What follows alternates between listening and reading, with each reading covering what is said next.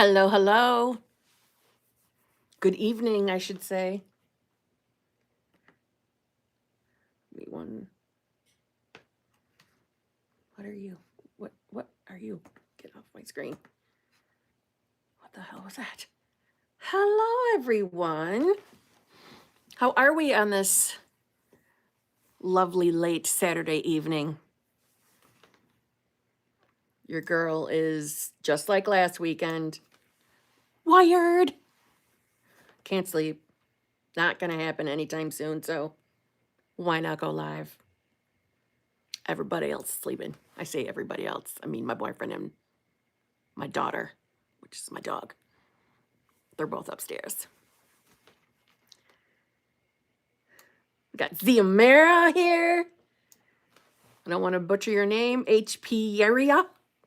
Cheryl, Lavender, Lysol, Subzy, Jenny, Angela. Am I missing anybody yet? Bad Kitty. Crystal Light, Keisha. Oh my God, Keisha. Why do I feel like it's been forever since you have been at a live stream? Not a group live, one of these lives. Got Babs, Grateful Goddess, Karen.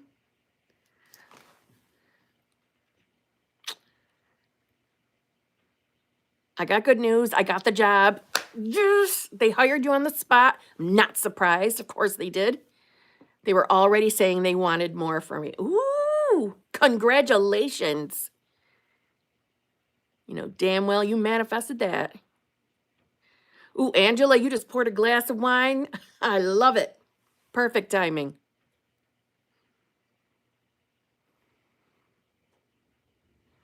You were manifesting.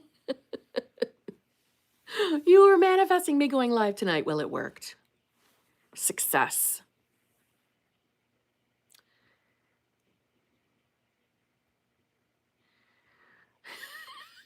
Oh, that is hilarious. Well, it looks like you are all successful manifestors because we're here.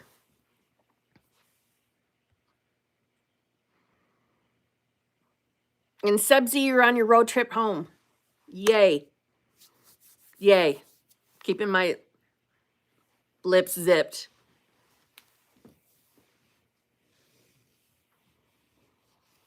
I'm glad. That's all I'm going to say. I won't say anymore. But I have not forgotten the name I chose for that certain person. It's been on my mind ever since, just so you know.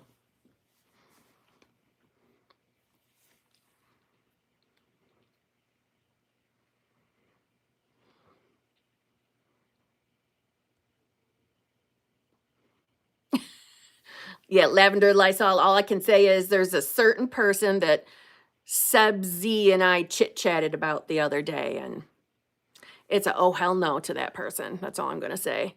And I came up with a name for that person. And it wasn't a friendly one. Just going to say.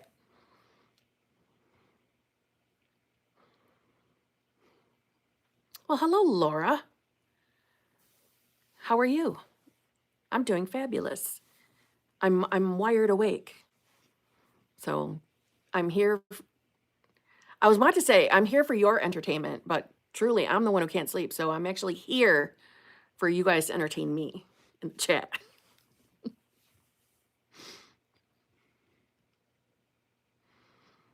I love you, Subzy. I love you. Like I said, it's been on my mind ever since. That's all I'm going to say. You notice I keep saying that's all I'm going to say. And then I'll say a little bit more. That's all I'm going to say. Well, Bad Kitty, I missed you. I was watching the live you posted when you get up and Poop is there, and she looked at the camera like, you expect me to talk to these idiots? Doesn't she got, she's got an attitude problem. And I'll tell you what, my boyfriend says she takes after her mother. Whatever. Well, anytime she does anything gross, like burps or farts, I say she takes after her father.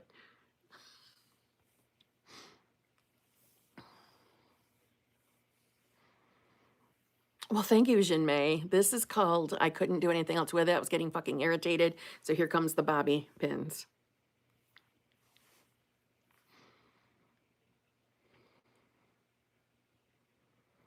There's a full moon tomorrow. That's why I'm wired. Well, man, I'll be glad when it's over. I want to be able to sleep because I know what tomorrow's going to bring. Tomorrow's going to bring, see, I'm already manifesting it. I'm already deciding it. It's going to be low energy in the morning. She does have so much sass. We sure going to just focus on my decision. Damn right. Damn right we are. And I'm making my own decision in that situation.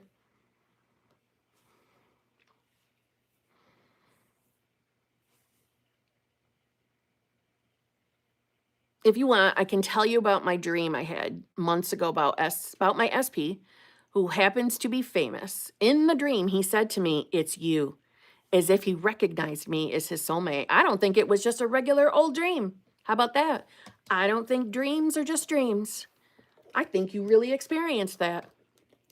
Whether you look at it as a different reality or a different place in conscious awareness, it's whatever you believe, whatever your perspective is, but I don't think it's just, a made up story movie in your mind while you're sleeping. I don't think that at all. I think you're unattached to your body and you travel. I know that probably sounds crazy, but I'm telling you, I really think that. And what convinced me of that, well, let me actually back that up. What started to convince me of that is when I heard, oh God, I can't think of her name. It'll come to me. But she was sharing some of her experiences that she had that, like, she came back with physical items.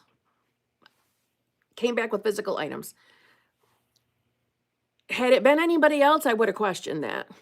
I would have only gone, okay, yeah, we're right. But because of who it was, I believed. And then I saw a YouTube video from a former neuroscientist. Wait, was it neuroscientist? No, neurosurgeon. A neurosurgeon. Sorry, he did operations on the brain. From a former neurosurgeon. And he stopped being a neurosurgeon because there were he had some experiences, some mystical experiences that led him to just keep questioning more and more and more, that he had to leave medicine because the things he experienced kind of flipped everything he had been, gone to, obviously a neurosurgeon, went to school for quite a long time. Everything that he had learned, everything that he had, what's the word when doctors practice being doctors before they're officially doctors, whatever that's called, residency stuff, all of that kind of flipped on his head. And he had some experiences in his dreams that were in connection with somebody else in his life, and come to find out that other person in his life was having the identical dreams. Like they were connecting in the dreams, and they both remembered it once they were awake. That to me was like, all right, that's enough. I have heard enough about experiences when people are asleep that I do not think we just are just here, just in the mind. No, we travel.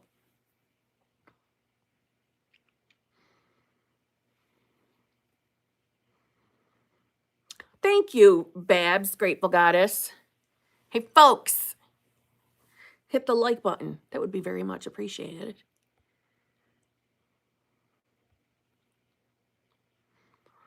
I heard Miss Poop snoring away during your last post. Oh, and she was bored to tears with my talking. She couldn't have cared less. She makes it very clear that she is not interested in what I'm talking about. Key said, thank you very much. How to deal with disappointment with SP. Help, Queen Deliciousness. You call me Queen Deliciousness, but you're the one who created that name. You are the queen of deliciousness. Although I love that you call me that. How to deal with the disappointment with an SP. Okay, when you say you're disappointed, what's the meaning you're giving whatever happened? Right? When we're disappointed in someone, Sometimes it's due to an action. Sometimes it's due to a lack of action. But it's always obviously 3D related. So what meaning are you giving whatever has transpired? And please know that I'm not trying to tell you to shove your feelings down or invalidate your feelings, none of that. But is what you're disappointed in something that you want to continue identifying with, making it a truth, having that experience? So let's say you being disappointed, having that experience continue being a part of who you believe you are. And more than likely, when an SP disappoints us, no, it's probably not something we want to keep identifying with. So if you're new in every new, or we could say now moment, it's a clean slate. So it can be as if it's a different reality, a different version of your person, a different version of you that experienced it, or no meaning to it. Do you see what I mean? Like slow contact, changing plans, not including me. And I know it's me, but how to fight this through, how to fight at the thought. Well, you're not going to fight the thought. And you don't have to fight through the thought. You don't have to do any of that. Right? That's the misconception in the manifestation community. This endless battle with our thoughts. No, fuck that. Hold on one second. All right, so slow contact, changing plans, not including you. All right. So these things that your SP has done, are they reflections of your old self, of the old identity? As in, were you aware of being a you that would be like you weren't surprised by these actions, or having the fear that things like this might happen? Has this person let you down before? So I'm going to say the old identity. So as you're answering that, I like that you say that you're aware that it's you, but I hope you're not saying that from the place of beating yourself up for it, going into the blame and shame things. No, fuck that. Instead, do we have to keep focusing on this? Do we have to keep retelling what SP has done to disappoint you? Are all of those things that you've experienced really those things? Meaning, are they just, sometimes we experience things that maybe if it was a different version of us experience them, we wouldn't perceive them the same. We wouldn't see them as deliberately canceling plans. We wouldn't really be bothered by the contact. Again, I'm not trying to make you, settle for less than what you want. That's not what I mean. But how we view reality, our perception of it, is our choice. So when we're perceiving that specific person isn't showing up the way we want, and we know damn well it's not something we want to continue experiencing, then knowing that you are source, you have an option here. We can keep replaying it in our mind, analyzing it, trying to figure out why SP is doing these things, blah, blah, blah, or take the opportunity of the new now moment and choose again. Who are you? Right? Who do you know yourself to be? And Who are they? Who is the specific person? What version of your person is he or her? Because we can sit here and we can dissect each one of the things that your specific person has done to let you down, right? And we could sit and we could say, okay, it's this belief. It's this belief. This is why this happened. It's because of this belief. Do we need to go there? Or can we, as source, just fucking choose again? Decide again. Decide who you are with the authority of your conscious awareness, right? And your decision is the law of your reality, right? It's the law of your land. Not your SP's, yours. So with the thoughts coming in that are obviously grabbing your attention,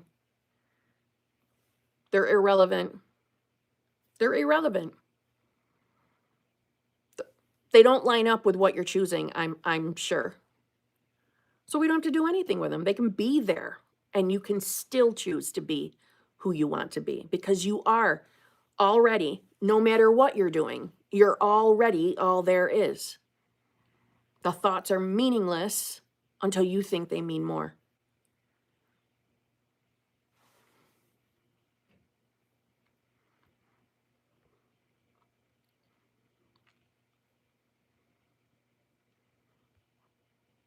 Hold on, because I know you wrote something more. I'm trying to find it.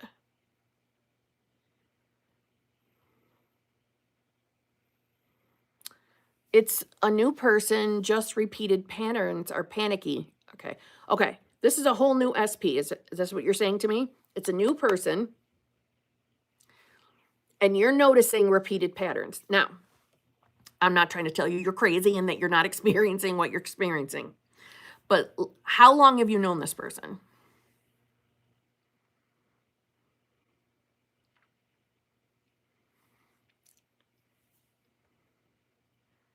Dazzling Chick, I love you too. I love you too. I see you. I see you in my comments. I see you on my other channel. I love you too, my friend. Okay, you've known this person for 3 weeks. Okay, let's snap, crackle, pop your ass right now. 3 weeks. And you're noticing patterns. Where do those patterns come from? They come from an old identity. So let's I'm serious. Let's snap, crackle, pop your ass right now. They come from an old identity. This is brand new. We don't have to at all accept that you're repeating patterns here. No, this is too new for your mind to start going right into that old thinking. Hell no. Too new. Too new. So I'm sure the first time that contact seemed a little slow, or the first time he canceled plans or changed something up, your mind immediately went back to the old experiences and you started comparing them. Probably comparing an old SP to this SP. So we're going to stop that shit right now. Patterns, they don't repeat without our permission. And I know that when you think you're experiencing another one again, I know that's scary as hell. At least it used to be scary to me. I used to feel powerless to it. Powerless to make it stop. The fear would just eat at me. So if you're feeling that way, I totally understand it. But girl, this is so new. And I'm going to tell you why I'm acting this way about it being so new. Because I have said before, and I know some people don't like to hear this, but there is a part of me that thinks sometimes when you are manifesting someone that you don't have a history with, remember though, a believed history. You're not connected to anything if you don't want to be. But for someone that believes they have that history, they keep comparing. So it's almost easier when it's someone new. I'm not saying it literally is easier, but it can feel easier to the logical minded. So I'm just saying. So because of this, you don't have stories with this dude yet. You don't have stories. It's been 3 weeks. We should not even have like a set idea of what his habits are yet. And I only mean that from the place of learning from them in the 3D, letting him show up any way he fucking wants and learning what his patterns are, which we know are only going to be the reflections of whoever the hell you are. So it's because this is so new. No, fuck this. He's a I keep saying he. I can't remember if you said it was a he. If it's not, insert she. But no. This is new enough for you to stand in your decision that this time it's different. This time you're not going to let any subtle nuances and reality tell you that you're not who you want to be, that you're not source. Hell no. The moment that your mind wants to take you into comparison of previous SP manifestations or just previous SP comparisons, no. This is a fresh, clean slate. We're going to compare it to nothing. That is the mistake I see so many people make. People manifesting SPs get into that cycle of the constant comparing. That's the habit of living in the 3D like we used to. Just accepting whatever was put in front of us as if we had no choice in the matter. Now you know you have choice. Your source.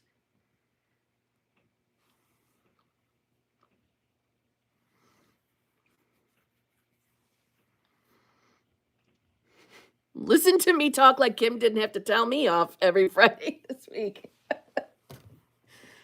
I wouldn't have said it, Paige. I wouldn't have called your spot out. I wouldn't have.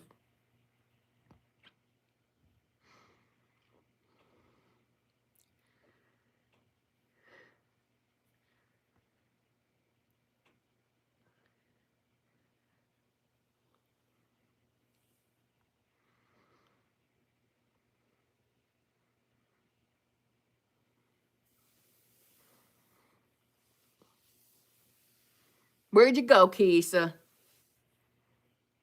Are you listening to me?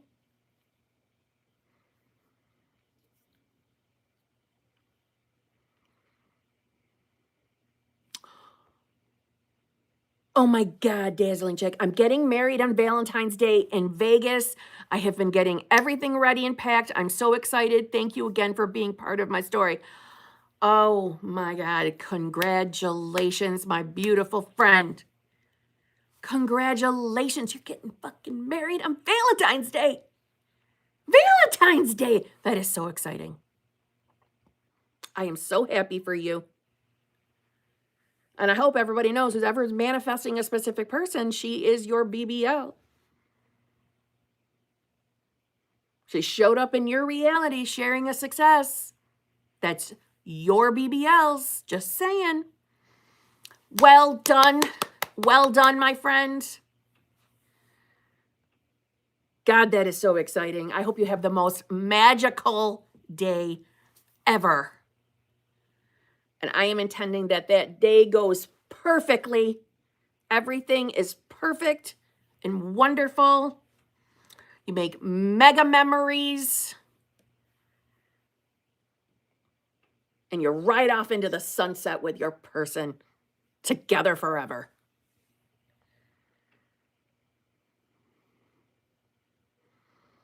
That is just, God, I love when success stories show up to live streams. You know what I mean? It zhuzhes everyone. Come on. Well done, my friend.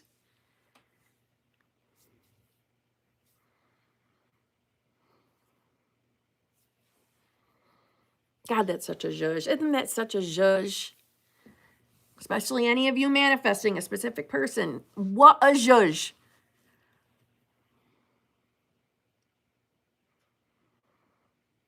That's right, Cheryl. Congrats to all of us.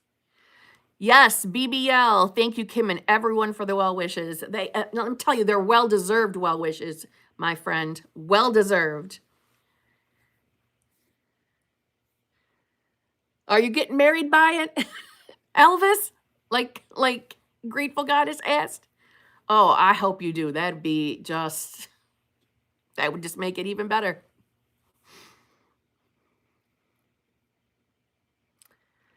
I was sad today and I was getting emotional for reasons I cannot remember. But I remembered to observe my thoughts in myself and it passed. And eventually I felt better. I don't remember why I was sad because you're not that version of yourself anymore. Of course you don't. I've always wanted Elvis to officiate my wedding in Vegas. Sounds like so much fun. It does sound like so much fun. It is exciting. It's a special, I mean, I'm not trying to say anybody else not getting married in Vegas that it's not special. I'm not saying that. But there's just something, I don't know, exciting about it. Maybe because Vegas is so far away from me. So that sounds like, oh my God. It's like on the other side of I was going to say the world, but not the world, just the US.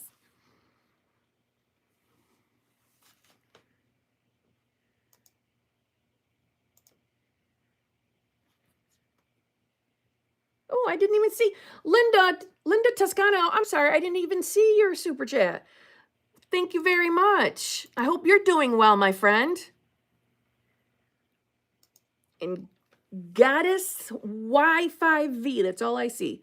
Thank you very much. I was going to ask a question, but I realized that my new self would never ask that shit. LOL. Anyways, I love you, Kim. I love you. Thank you for the super chat. And I love that you answered your own question. We are doing the old Vegas glam thing. Love classic Vegas. That is so exciting. You know, if you have time in your schedule, I would love to see a picture. If you want to shoot me an email with a little wedding pic, but no pressure. I understand if you want to stay private. I'd rather get married in front of strangers rather than my parents and family. You know,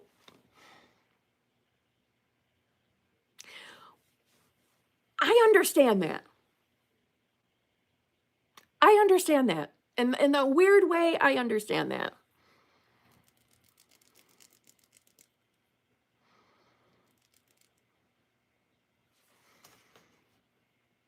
Zakari, thank you very much.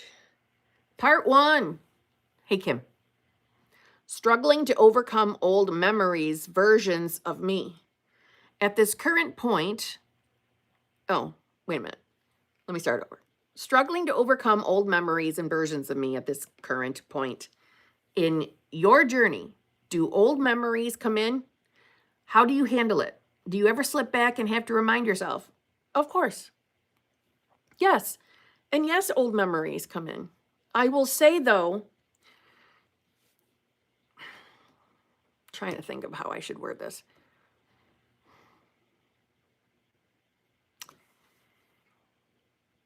As I became more comfortable, so in other words, where it felt more natural for me to accept my decision, who I was, not necessarily even the acceptance of being source, but the acceptance of me being, so at the time when I was manifesting my relationship, the version of me that's in a loving, fulfilling, committed relationship. That's who I am.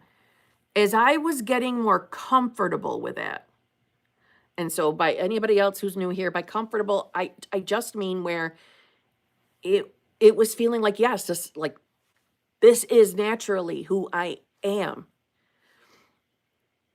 When old memories would come in then, they didn't feel like they were my memories. I know how cuckoo that sounds. Like I knew they were my memories, but they didn't feel like I was the me that experienced them, if that makes sense. And it should make sense because we're all versions of ourselves, right? We have access to every possible decision on self that we could ever make, we're it, right? That's what it means. That's what it means to be all there is. So before I was really comfortable or in the acceptance that that's who I was, sometimes the memories would bother me. Sometimes they would pull my attention, and I would have to remind myself to go back to my decision. You know, you can word it as return. I like saying return to my decision, because you don't really leave, right? It's not like you're willfully making the decision to not be that self. So it's not a punishment. It's a sense of remembering, right? But when you say struggling to overcome, what makes you feel like you're struggling? What's the struggle? You're all these versions of yourself all the time, whether you know it or feel like it. You are. So there's no struggle. So for example, when my own attention would get pulled back into either old memories or even noticing reality and letting reality, let's say, bother me or trigger me or make me doubt my decision,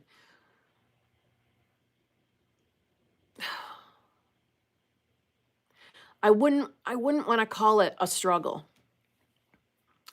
Not once I really understood of, what it means that I can feel like shit and still know I am source and that my decision still stands, that I'm still the version of self in a loving, fulfilling, committed relationship.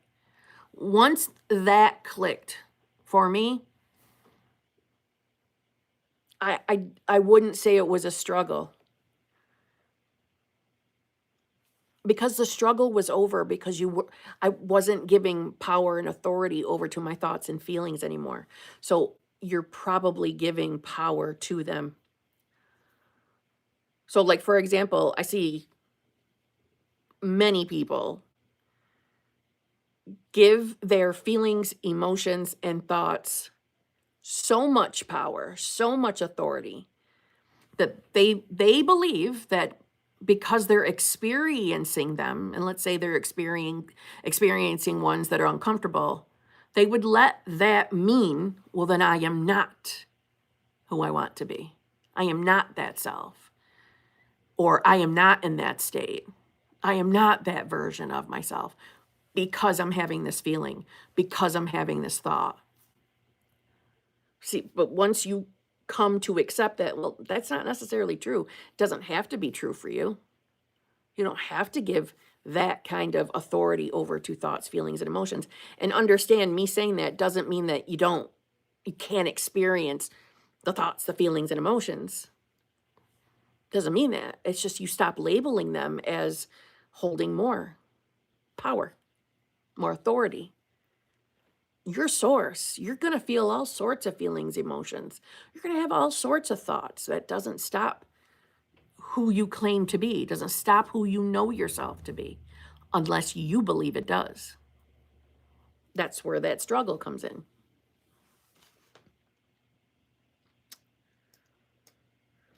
Jin Mei, thank you very much. As you got more comfortable with your decision and not checking 3D, did you ever just get bored or not interested in a lot of things? No. However, I will be honest with you. This exact, I'm not surprised you're asking me this question, that's all I'm going to say. Literally, if it wasn't yesterday, it was the day before. I don't know how to explain it. There's whatever the sensation in my body that I relate to as boredom. Boredom was there. I don't like boredom, right? I associate boredom with unfavorable. I don't know. That's just the habit I have been in. And the thought ran across my mind, well, I'm not worried about anything. I'm not worried about this. I'm not worried about that. I'm not worried about this. I'm not focused on anything.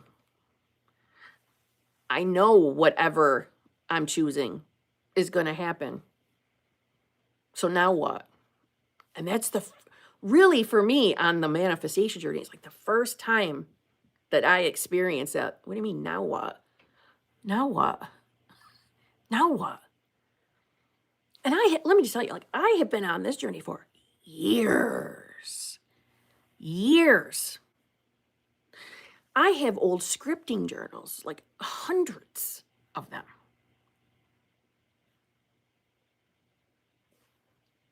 Now what? And I didn't have an answer for myself. It passed by, but it caught my attention. And you showing up and asking me that question today is just instant validation.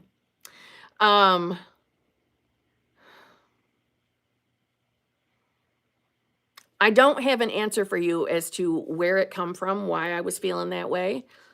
And I don't have an answer for you how it just passed. I got distracted, so it passed by. But I can't explain where that came from. That's what it feels like. I'm used to making things happen, and now I'm just like, I'm so bored with my thoughts and feelings and just want to get massages. Yeah, you know what? For me, it was like, all right, I'm just gonna take a nap. And I did. Right here on this couch, head back, sitting up, and slept for like an hour. So that's where it passed, obviously. Yeah. Interesting. When did this kind of, this feeling come in for you? Just wouldn't it be interesting if we were thinking it at like the same time?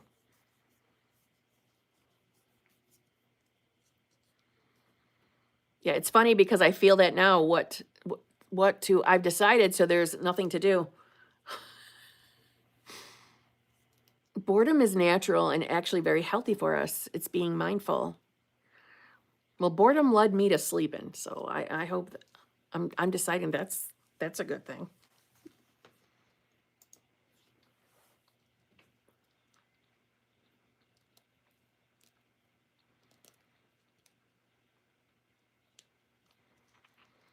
I've been pulling out my shoulders and mashing my tailbone snowboarding.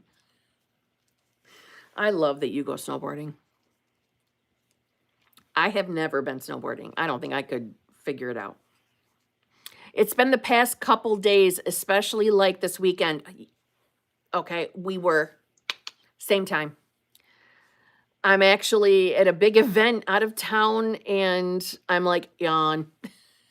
Something that before I would have been excited about. I totally resonate. Yeah. I'm intending that it doesn't stick around though. I personally, I like being excited about things. Doesn't excitement feel good? Excitement just feels good. Being excited for something. I also think,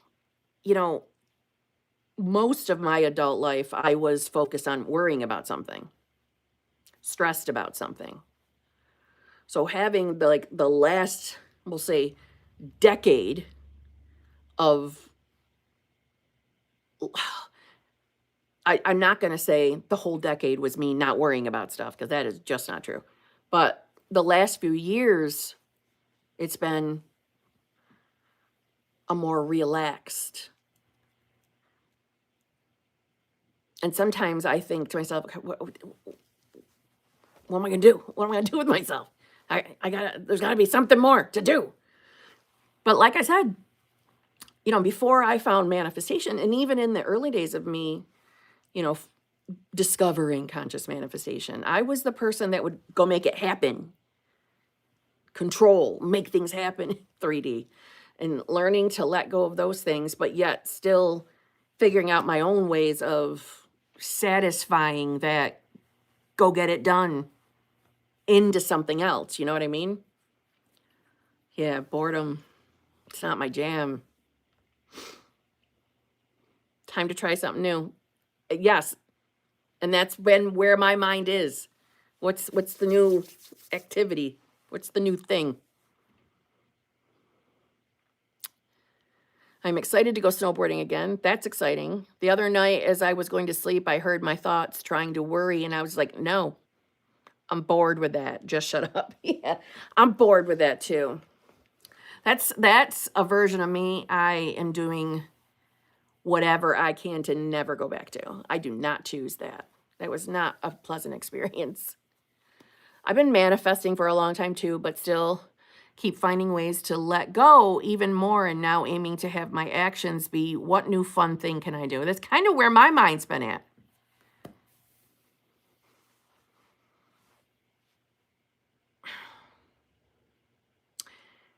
I also,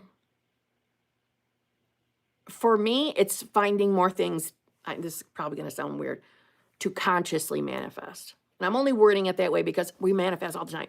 Everything we're doing is manifestation. But I mean, like finding, okay, what's the next group of things that I want to bring to reality? And that's kind of where my mind is lately. What's the next? What's the next?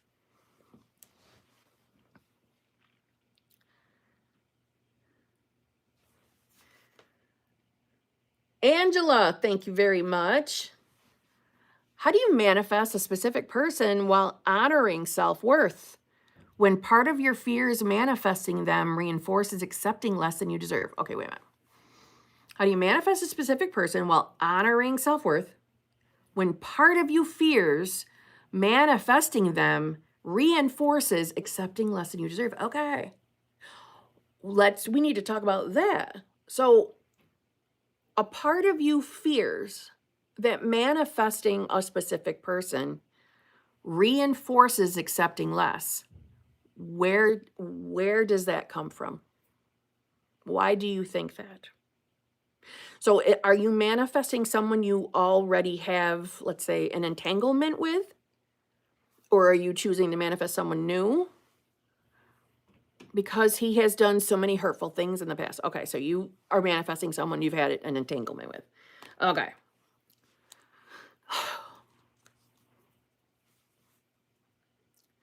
Well, first of all, I'm going to tell you, you're probably going to remind yourself a little bit more often, because you're aware that the fear is there and the fear is grabbing your attention. Not that that means that those fears are going to manifest. I don't mean it like that, but we like to comfort our ego. We like to self-soothe our ego. I'm not saying that we must do that to manifest. I'm saying when we're uncomfortable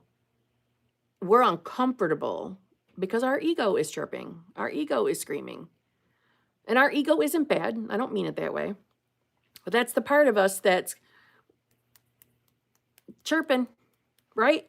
So we strive, whether we even are aware of it or not, we strive to comfort, self-soothe the ego. And for what purpose?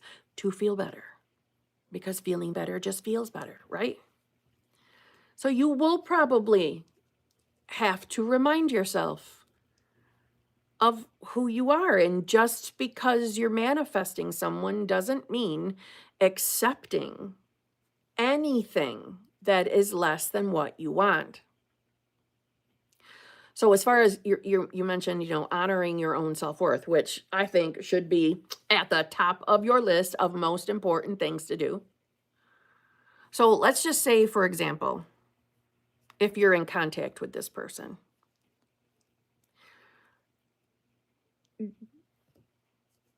it will probably be easy to catch yourself comparing your entanglements with him from the past, and comparing how he is today versus the past. So that's what I meant with you're probably going to have to remind yourself a little more often that you are source and that every now moment is a clean slate, meaning that past doesn't necessarily have to be connected to you anymore. It's your conscious choice, it's your free will conscious choice to wipe the slate clean, to let the past go and move forward.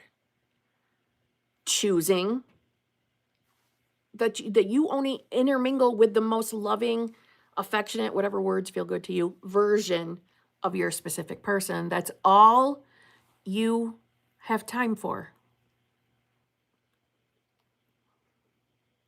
I'm going to tell you, in my own September of 2022 that I talk about, probably talk about too much, but that was the number one thing on my list of not slipping back into my old patterns of accepting less than what I wanted. Now, in my case, I was viewing it because, in September 22, how many years? That's 4 years ago or ish. I was thinking about, okay, I'm in my late 40s at the time. I'm 51 now. In my late 40s, I am done. I am done accepting and settling for less than exactly what I fucking want. I'm done, right? 40-something years old. I've put up with enough of fucking horse shit in love. I'm done. I know what I'm worth. I know what I deserve. I know I'm source. I know who I am. So I'm top priority. In the most loving way, I'm top priority. So my mental space was, if that meant that I didn't intermingle with specific person until specific person was a loving version of himself, then I was going to do that. I'm not telling you that's what you have to do. That was my way of knowing I'm standing firm in my decision. I'm not telling anybody that's a requirement to manifest. I feel like I got to keep giving that fucking disclaimer because Manifesting Kimberly said that she did this, so now I have to do it. No, I never fucking said that. You're adults, right? You're adults. Make your own fucking decisions. The fears, they're naturally going to come into your mind. They naturally are.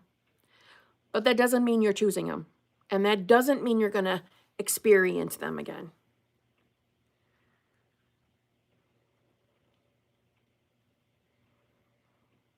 You deserve a loving, fulfilling, committed relationship. If I were you, I would put my focus there in knowing who you are. And I'm only saying that because that's where I put my focus. And that really helped me to remember I don't have to settle for less. I don't accept less. I don't have to analyze behaviors anymore. I don't have to analyze. I don't have to calculate what's happening in the 3D. I don't have to mark the time in between text messages or calls. I don't have to be a desperate bitch ever again in my life. I don't have to do any of that. I'll never do that ever, ever, ever again. I'm not going to be the girl checking the social media, chasing them all around. No, I get chased. I get pursued. I am worthy of that. I'm fucking God in my reality. It is my turn to be treated like a fucking queen. It's my turn, and I'm having my turn. And that was my fucking attitude. I'm not saying I didn't have days where I fell out of that. I had to walk my way back there. You can do this. You can do this. In my head, I guess in a sense, it was like mental boundaries of what I would tolerate and what I would not. But telling you, okay, this is what I wouldn't tolerate. That didn't mean that I was constantly armed and at the ready, like expecting, waiting for him to be a dick so I can set up my boundary. No, I wasn't in that headspace. I'm going to let things happen. I'm going to let things flow. I'm not chasing. I'm not doing anything that feels like something my old self would do. Because that felt like, to me, like that was me slipping into the old self. And I don't want that. I want to be comfortable. I want to be happy. So I just have to keep turning inward. Right? Turning inward is what produces outward. But like I said, fearful thoughts, they're going to come. They're going to come. But that doesn't mean they manifest. And that doesn't mean you've stopped being who you have decided to be simply because a fearful thought has come in. It doesn't mean that. Thoughts hold no power until you decide they do.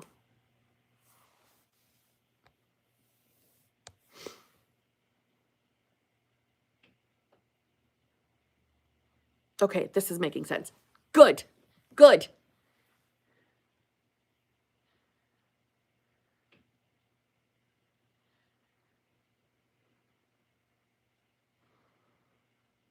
We don't chase. We don't need to do it. That's right. It's my fucking turn. Yes, it is.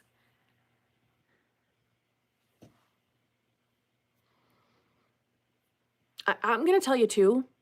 I know this probably sounds weird, but there was a part of me that really felt like, again, I'm prefacing. I know this probably sounds crazy, but there was a part of me at that time that I knew, like, this is my second chance at life, and I'm not letting anybody fuck it up for me. I know that sounds crazy. That sounds angry, violent, crazy, but it wasn't angry, violent, crazy. It was, I'm having this. I'm having it. This is who I am. And if, let's just say SP, and if SP, sir, if you're not going to show up and be exactly what I want, then I'm sorry, you go in the non-negotiable pile. You do not have access to this. Not going to happen. I'm not afraid. I'm not afraid to lose anybody anymore. I'll never be her again. And God, that is so freeing. It doesn't mean you don't love the person.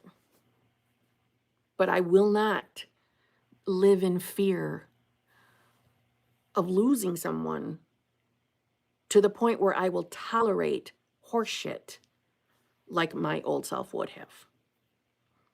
No, this was my second chance. This is my fucking second chance at life, and I'm taking it. That's how I looked at it.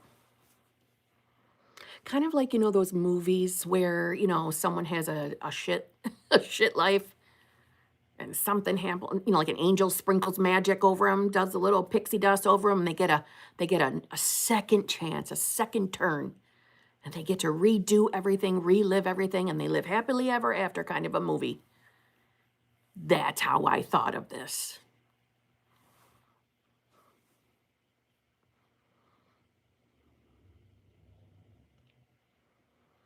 Yes, brazen impudence.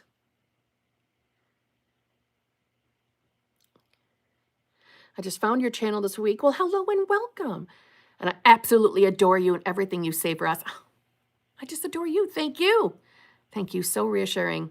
Well, I am happy you are here. And welcome.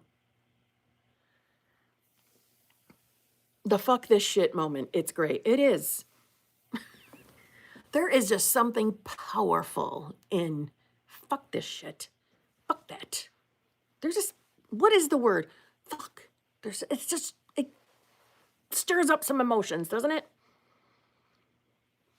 Like it's a wonderful life. Yes. Yes. Can you imagine if every single one of you started looking at yourself like that? Like, holy shit, you get a do-over. So for every shit experience, every letdown, every time things didn't go your way, what if right now you started thinking like what I did and started thinking like, holy shit, this is your movie. This is your It's a Wonderful Life movie, and you get a full do-over. Every single thing that you thought you have lost the opportunity, right? Lost your chance on. You didn't make your decision quick enough, so this didn't work out for you. I'm not saying just love. I'm saying any category in your life that you have felt like you have lost your chance. And especially any of you out there who think you're too old. Let me just remind you, okay? That's fucking limiting belief. There is no age limit on life turnarounds. You know what I mean? There are no age limits. Let me be your representation in that, okay? Took me 40-something years to get my shit together. Anybody can do it. No age limits. You know what I mean? Oh my God, Tracy.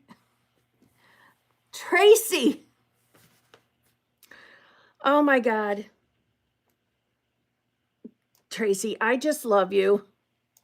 Grateful Goddess and Little Frog Chef, I promise to come back to you, but my girl, Dr. Tracy Elizabeth Thomas, this is the second weekend in a row you have given me crazy generousness.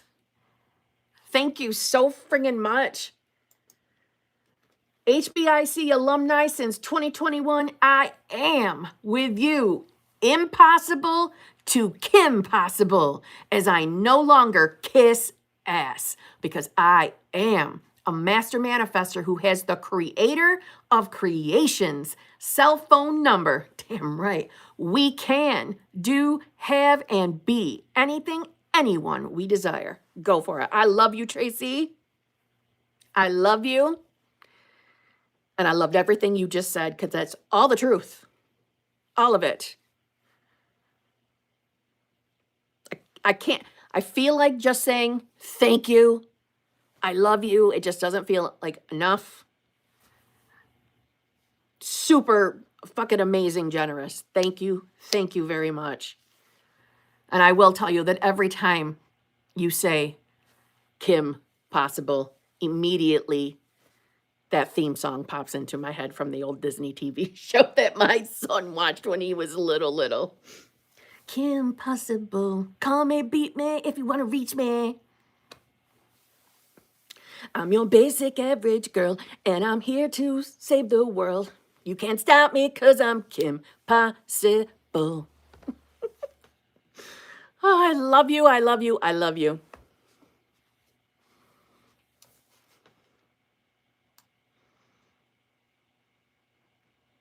Who sang that theme song? I loved her. Because it wasn't the girl who played Kim or did the voice for Kim Possible. It wasn't her. It was some other girl. And I just got to remind me of her name. I used to think she was so pretty. And I loved that song. And she also put out a single that I loved. I just thought, oh my God, she was so pretty. Know that I am on my way.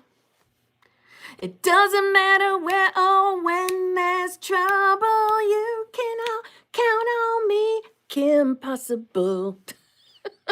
Yes, Christina Milan. Oh my God, beautiful. I thought she was so pretty. And what was her song? Like I said, she put out a single too. And I got to keep it real. It's not like my son really wanted to watch Kim Possible. I would just make us leave the TV on the Disney Channel. I thought they were good shows. I thought they were good shows for his little mind. He really wanted Nickelodeon on most of the time. I'm glad she's free from P. Diddy. I'm not going to lie, I did not know she was in connection to P. Diddy. I did not know that. I love you, Rhonda. Thank you. I've got to say it again to Tracy. I just have to say it again to Tracy. Thank you. Crazy ass generous.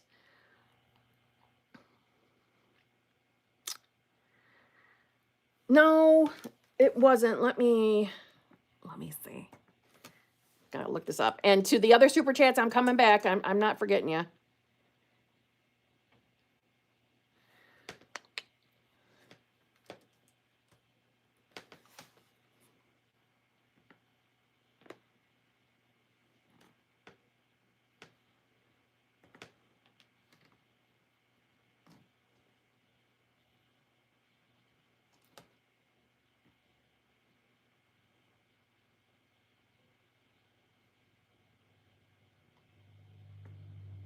Man.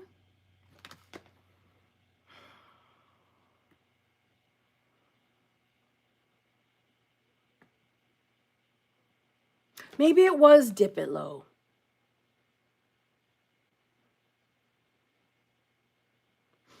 When you look at me though, man, I gotta check. That's gonna bug me. I gotta check.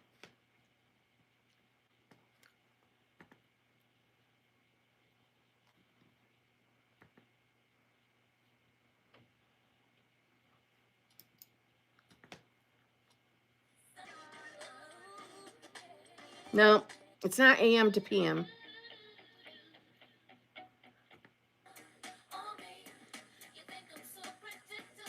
When you look at me. Isn't she just beautiful? Oh, I just thought she was so pretty. Anyway. Okay, Grateful Goddess, aka Babs, thank you very much. Kim, have you ever seen someone not concerned about timing that may be subconsciously pushing manifestation off? No. I mean, yes, I've seen people not concerned with time, but I have never heard of someone with that mindset in a position where it appeared like they were pushing their manifestation off. I also, I don't know what everybody specifically is thinking.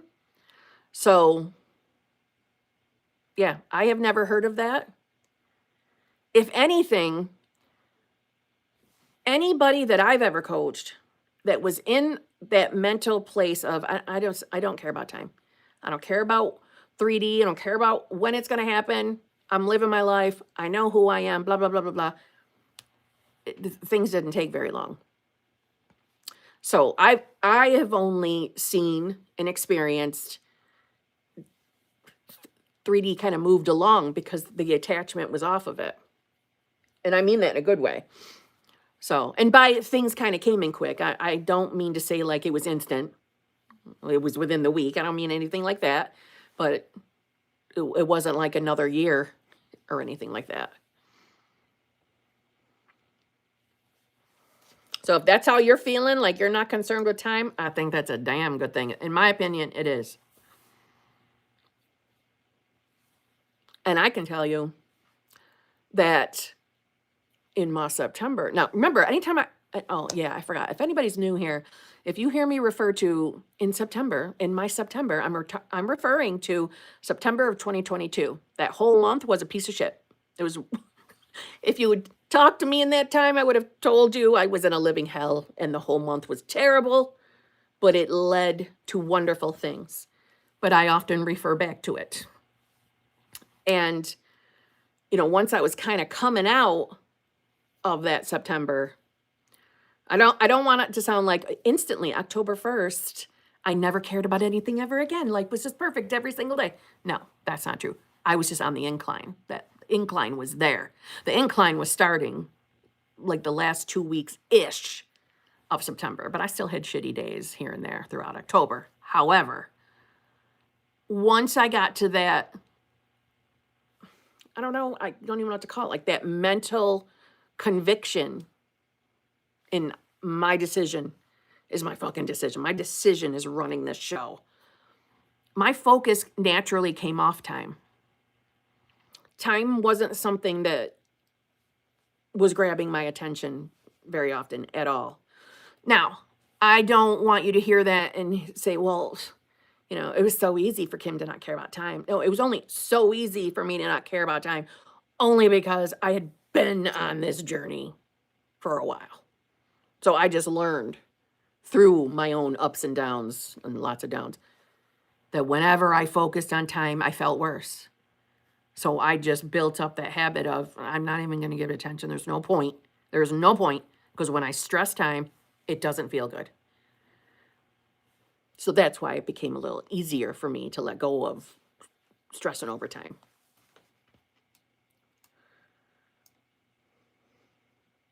Little Frog Chef, thank you very much. SP left, blocked me January 6th after a loving December, ring talk, Christmas. He kissed and chose a third party. I was blindsided in the 3D. In November, said he wasn't the man I need. I'm barely functioning. I'm scared. Well, first of all, I'm sorry you're feeling like that. I'm sorry. I can easily tell you that you have nothing to be afraid of, but I know that living something like this sucks. Been there, done that, my friend. Been there, done that. But you really don't have anything to be afraid of. You don't. You're going to get your feelings and emotions out. You're going to let them out, right? We're not going to stuff them down. I'm telling you, it's kind of one of those I said what I said kind of moments. He doesn't have free will. Your specific person doesn't have free will.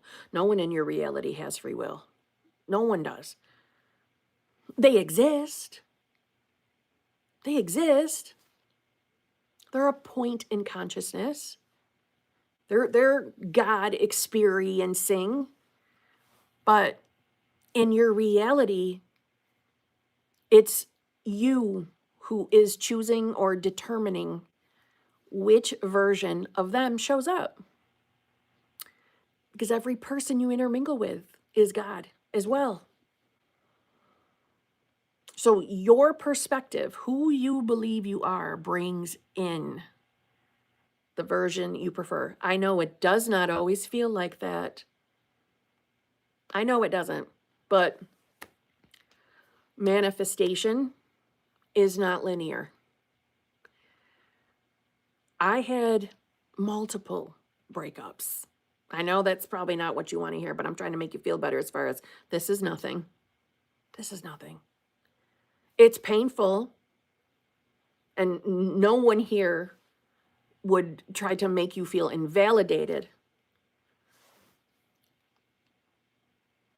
But it's not permanent. Not if you don't want it to be. Now, focusing on the things he said in November that didn't sound good, such as he wasn't the man for you, or he wasn't the man you need. Okay. We definitely don't want that version of him back, do we? The man who on January 6th blocked you and left you and kissed and chose another person, oh, we don't want that piece of shit version either. So let's look at this as bye-bye, bitch. Bye-bye, bitch. We needed to say goodbye to that. We don't want that version intermingling with us, do we? Do we? No, of course we don't. Now, I know you feel blindsided. I know I felt blindsided. I did too. I could see eventually maybe why some things appeared on my own journey. Because I knew where I was most of the time, mentally. Not making a very good decision. So this is a great time for you to get really, really clear on who you want to be and what you want to experience. So that you can start becoming, let's say, more and more aware of who you really are. Right? This isn't a time for you to look at things like, I have to fix myself. I have to fix myself so I can bring in a different version of him. No, you have to remember who you really are. That's what all of us are doing. We're remembering. Coming home to remembering that we're source. And from there, we're choosing who we are. But I will tell you that time is not linear. Manifestation is not linear. Things don't always appear to us in a perfect straight line. That's because we're not living on a perfect straight line, right? We're not living, let's say, on a horizontal timeline, in a sense, because linear time isn't real. So the moment before, the moment in November, the moment on January 6th, They don't have to continue being a part of your history, of your memory, if you don't want them to be. They don't have to define who you are.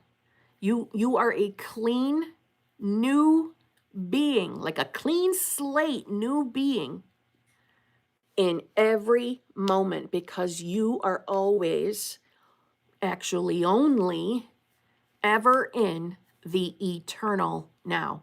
I don't mean present time now. I mean the only now. You're there choosing every new moment who you are.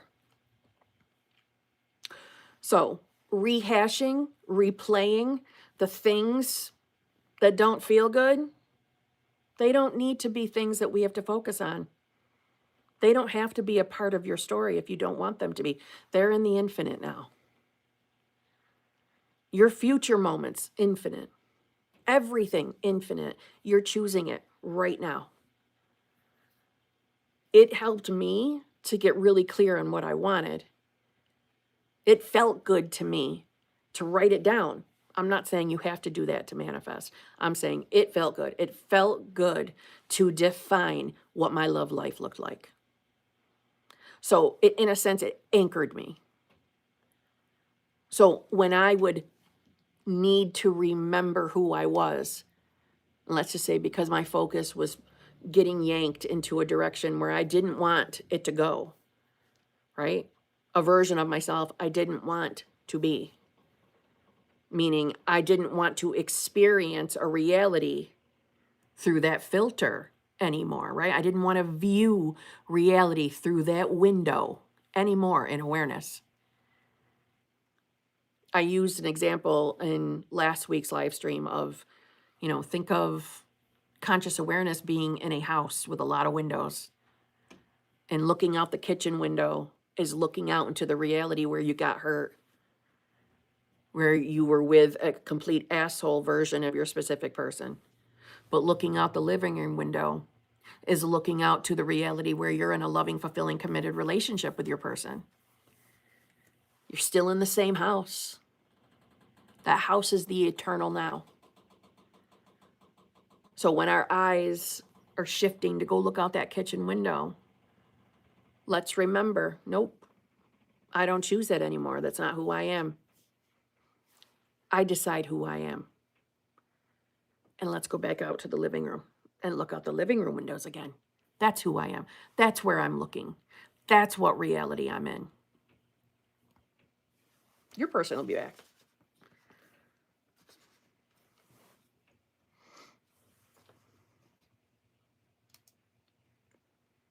Man, hold on. My tab just crashed.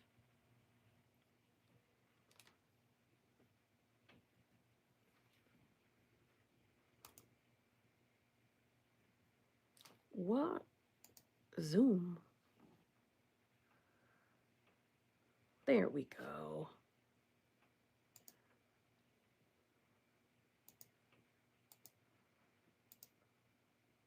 There we go. Okay.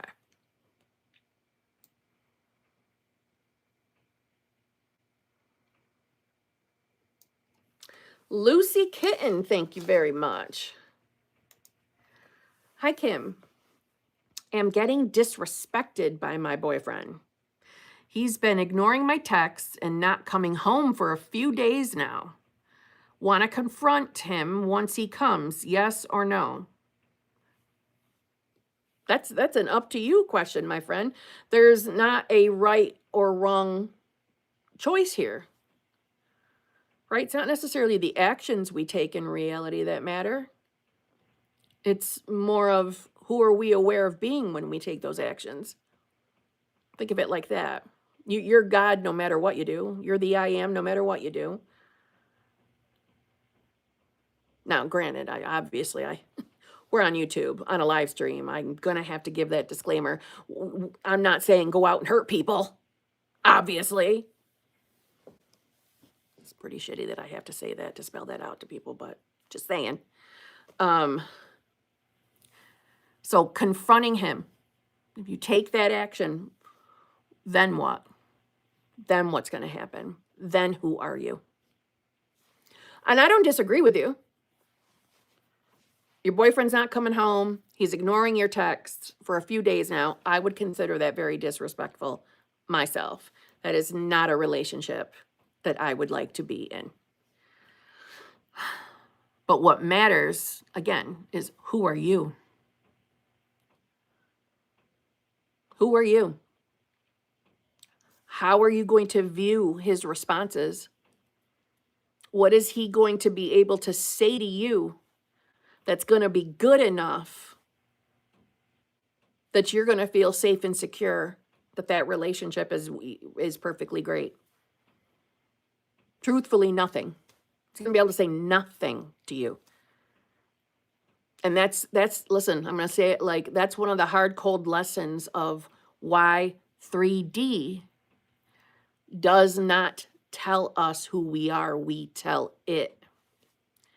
So I'm only pointing that out to you so that you're awake. You're aware to who you're choosing to be. Do I think it would be bad for you to say anything to him once he comes around, once he answers you? No. I'm pretty sure I would ask a few questions myself. But I think it'll be better for you to be prepared mentally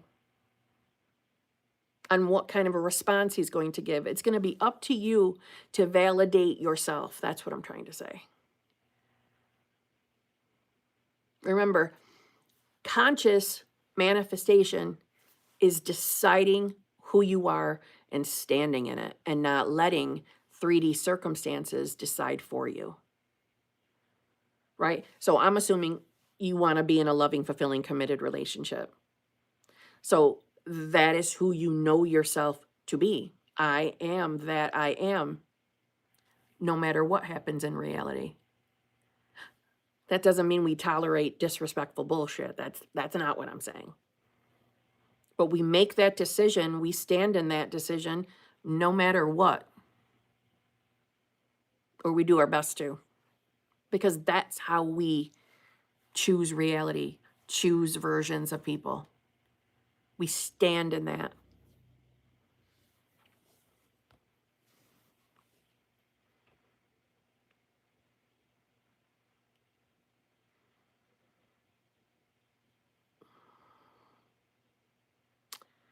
Yes, I like what you said in a video the other day about we don't want the known version. We want the one from the unknown. Yes. And like this example for Lucy Kitten, the known version of your person is someone who's not returning a phone call and who's not coming home. That's the known version. Is this really the first time your specific person has ever shown up doing something that has, let's say, disappointed you? More than likely, we want the version of them in the unknown, which is the version that wouldn't do something like this. So we're choosing from there. We're choosing who we are from there. I have shared before that one of the most eye-opening moments for me, I was standing at my kitchen sink and the thought came across my mind that it doesn't matter how many times a specific person tells me he loves me. It doesn't matter. Doesn't matter. He could tell me every fucking 10 minutes. Will that ever be enough? No, it won't. Because it's not dependent on him. It's dependent on me. He can tell me all day long, and I can be the version of myself who just simply doesn't believe it. So he can keep saying it, and I'll just keep doubting it. And I remember, who I used to be was, okay, you might mean that right now, but you could change your mind tomorrow.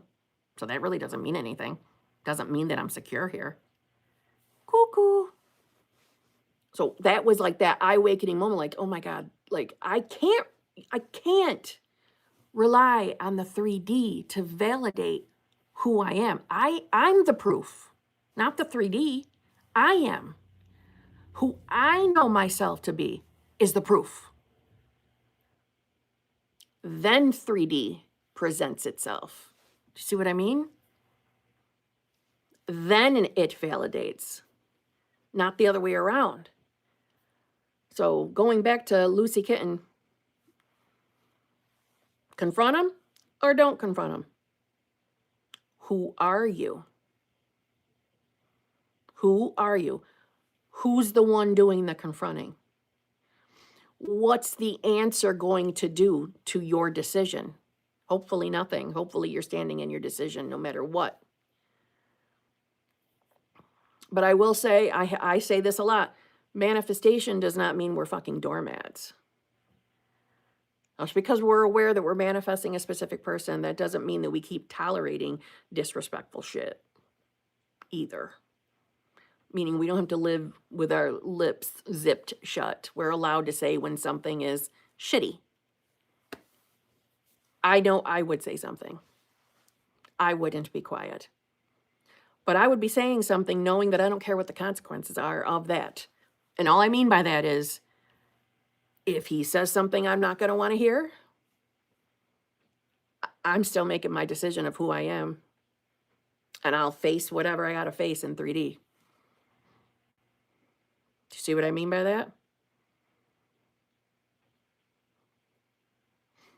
There's no answer that's going to fully make you feel better without you choosing to be the you want to be. That's what I'm saying.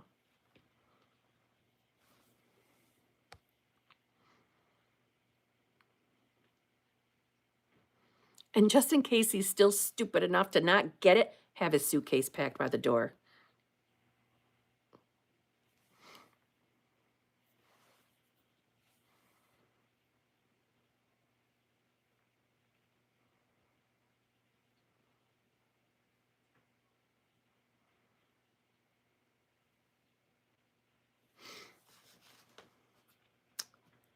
Kate Janssen, thank you very much.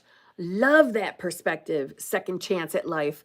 Got in my feels last night, was thinking the it's too late BS about SP.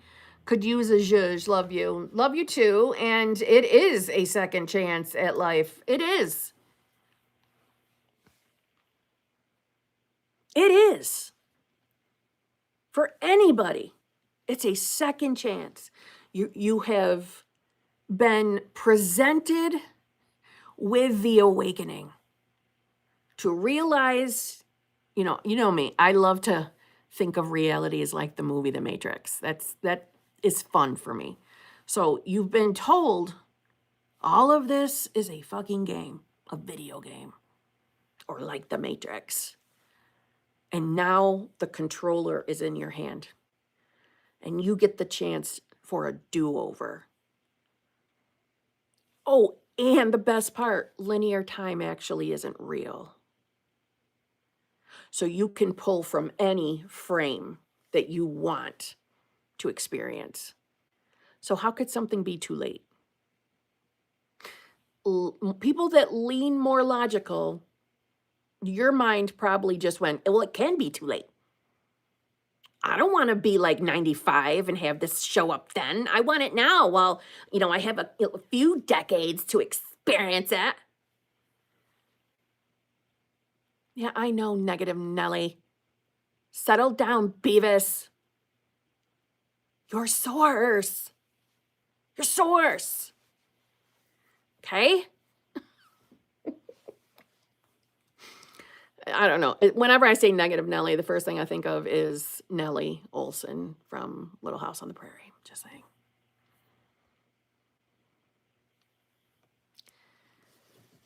I'm the oldest here probably. I'm on my third chance. I love you. And you saying that you're the oldest person here? No one would know that. If they had a conversation with you, they would never, ever assume that. Because you have a youthful aura about you, my friend.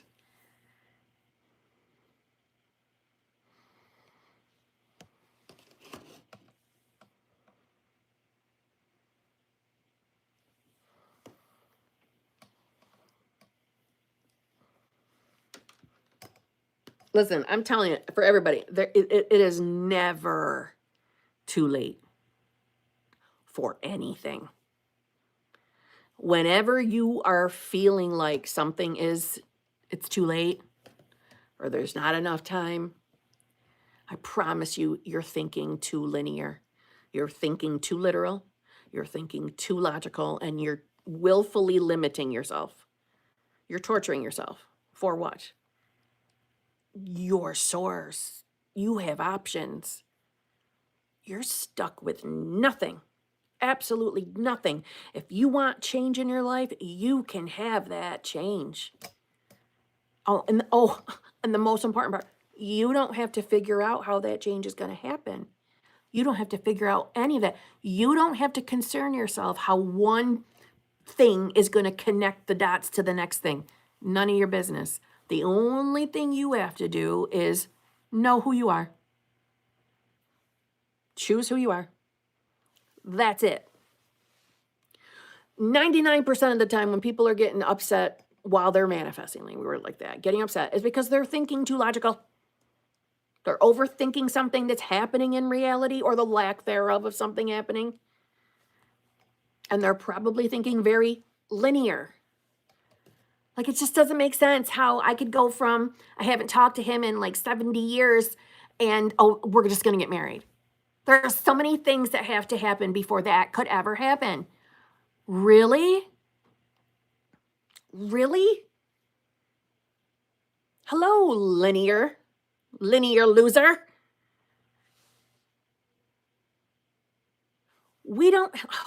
Nothing happens in a straight line, right? We're in the vertical. Credit to Tom Kieran for that.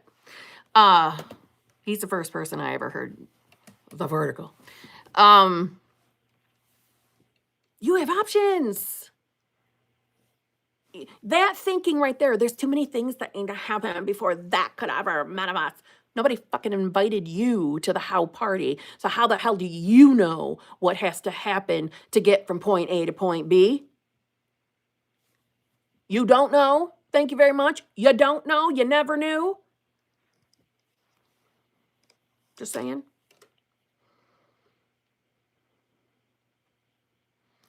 Nope. Fuck the how. It's not our job to figure it out. That's right.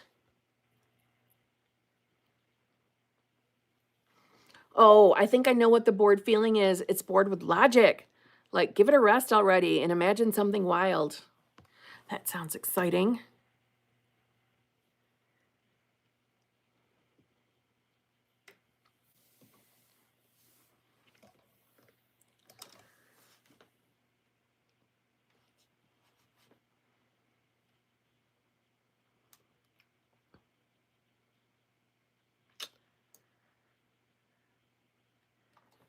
Sabazd. Sorry if I just butchered your name. Kim, I recently manifested myself out of financial struggles. Congratulations, my friend. Came back as a member to your channel. Love you and constantly listening to your videos, even in the shower. Well, first of all, thank you so much. Thank you for being a member to my channel. I absolutely appreciate that. And congratulations on the success. Hello, anybody out there manifesting money? You know damn well she is the BBL to you. Just saying. God, look at the successes coming in tonight.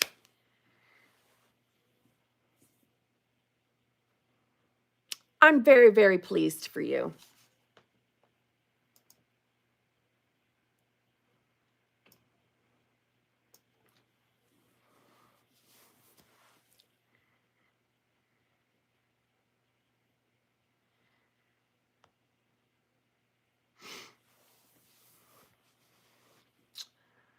Okay.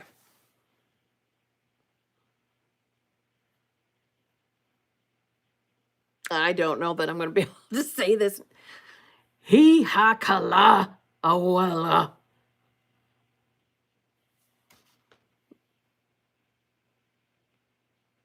I knew I wasn't going to be able to say it ahead of time. Okay. Thank you very much. Hello, Kim. I would like to increase my height, even though I'm an adult. Any tips? Yes. How tall do you want to be? How tall do you want to be? You're new in every now moment. By new, I don't mean just spiritually new. Or let's say, no, spiritually new is good. You're not just consciously new. All of you is new in every moment. So let's say, just for shits and giggles, I'm going to say that you're the same height as me, okay? I'm 5'2", so I'm going to say you're 5'2". And let's say your goal is to be 6 foot. The only reason why you remain 5'2" is because you keep agreeing with that. It's like, I used the analogy before that. It's like every single one of us, when we wake up in the morning, we immediately put on a backpack. And in that backpack are all the stories and things that we believe about ourselves, what we believe about our past, our history, what we believe our present is. And in that backpack is everything down to the comforter on your bed, the color of your walls, the color of your floors. Everything is stuffed in a backpack. That is the only reason why we have the experience of seeing similar things over and over and over and over again, and why we remain or show up as that same height. First of all, there have been people who have successfully manifested increasing their height as adults. Just saying. I can't direct you to what live stream they came in, but I know we have heard of this. We have had successes in, like, they came back in the comments, put it in the live stream comments. People do changes of appearance all the time. So it's a matter of, who do you believe you are? So going back to the, me saying you wanted to be 6 foot. So then you start seeing yourself as being 6 foot and not concerning yourself on how that's going to happen, which is probably the more difficult part, is not doing that and not getting in the mirror and reminding yourself that you're still shorter than you want to be. None of that, right? Just allow your body to rearrange itself by you doing your part. So as source, you are choosing to be, fill in the blank of how tall you want to be. That is who you are. I'm telling you, change of appearance manifestations happen all the time. They only feel and sound like impossible, too good to be true, because we're so conditioned to believe that this body is the same damn meat sack. It's the same meat sack that you're in all the time. It's changing all the time. Listen, even science says that it regenerates its cells every however long. So we know it regenerates itself in its own little way, but that's only what science has discovered. So can you imagine if you would drop the limitation of thinking that there was a limit to it and really open yourself up to being what you are? Consciousness, right? The 3D is, let's say, we call it a projection, but it's really happening within your consciousness. Your meat sack is in that 3D. So if we're manifesting the 3D every single moment, well, we're manifesting the meat sack as well. So that's what I would do if I were you. Raj 1779, you're my new best friend. Just saying. Thank you so much. I officially love you. Oh my God, Sabah, you joined the exclusive lives channel membership. Awesome. Welcome. I look forward to seeing you on Tuesday evening. Thank you very much for joining. That's the Zhuzh group. That's where we talk success stories and tips and tricks only. We don't want fucking circumstances in that group. It's the fun group. It is. Well, I shouldn't say it like that. All the groups are fun, But because we don't talk anything negative in that group, it is just successes and tips and tricks. So it's uplifting. It's like hanging out together on a Tuesday evening in my living room.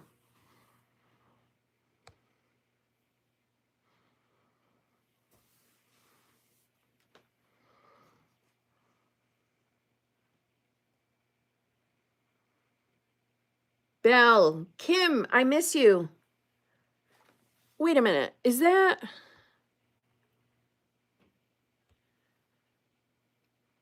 Bella?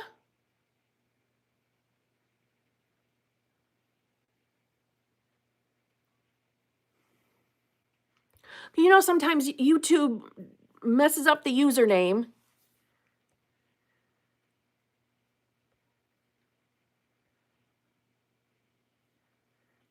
Well, I'm just going to say whatever, Belle. I miss you.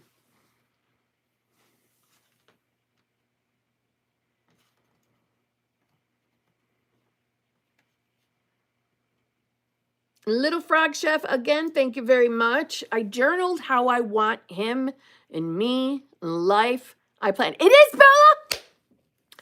Bella, how are you, my beautiful friend? How are you? Yes! You didn't even need to say your last name. I knew. I wasn't sure. You got a different, the picture's changed. That's why I doubted. How are you? I'm coming back to you, Little Frog Chef. But this is my little Bella.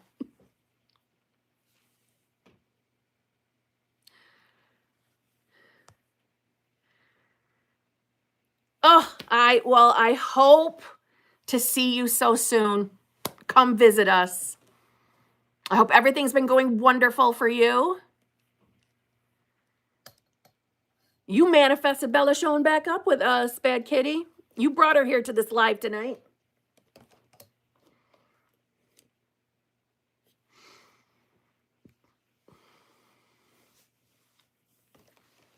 We want to see Kevin, too. We miss Kevin.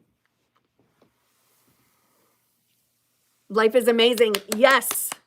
Good. I get so excited when things are going good for y'all. You know what I mean? I do. I get very excited. Although, like, listen, probably most of you, I could be your mothers, and that's what it feels like. It's like my little children. And those of you they're around the same age as I or older than I don't care. I still have that mothery, auntie, sisterly feeling. I want everybody to get their stuff. I want everybody to get what they want.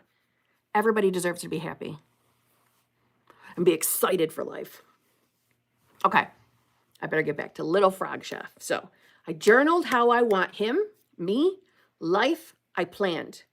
I'm scared feeling, what if I can't do this? Yes, you can. 3P doubt, on off cycle, feeling permanent, how to do it. What do you mean? What if I can't do this? The 3P doubt, on and off cycle, feeling permanent, how to do it. Okay, I know that you feel like it's an on and off cycle, okay? That's kind of mom ever. Thank you. So you could get me all emotional here.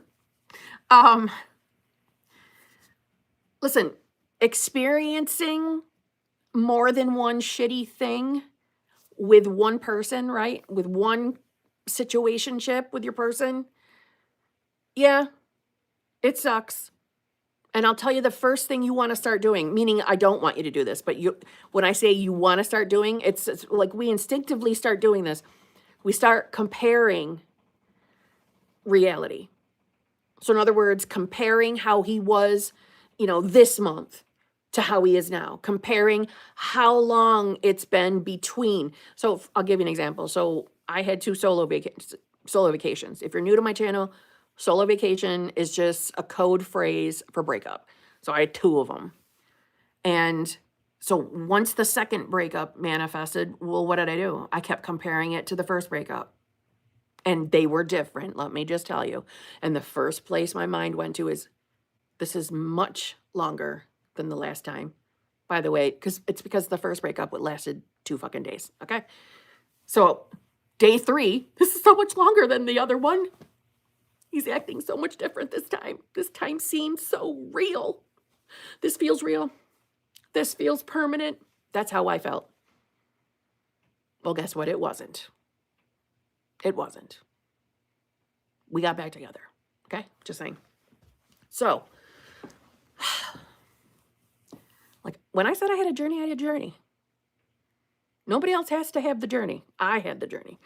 So yeah, it might feel, you might have fears. I think having fears at a time like this is quite normal. It's normal. Those kind of thoughts are going to come in, but it doesn't mean that they mean anything. Your ego is screaming right now.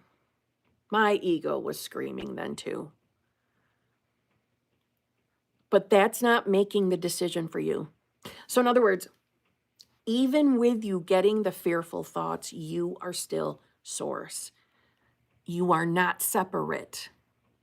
You are not separate. That feeling, that shitty feeling you probably have, like I had, is the feeling of the false separation.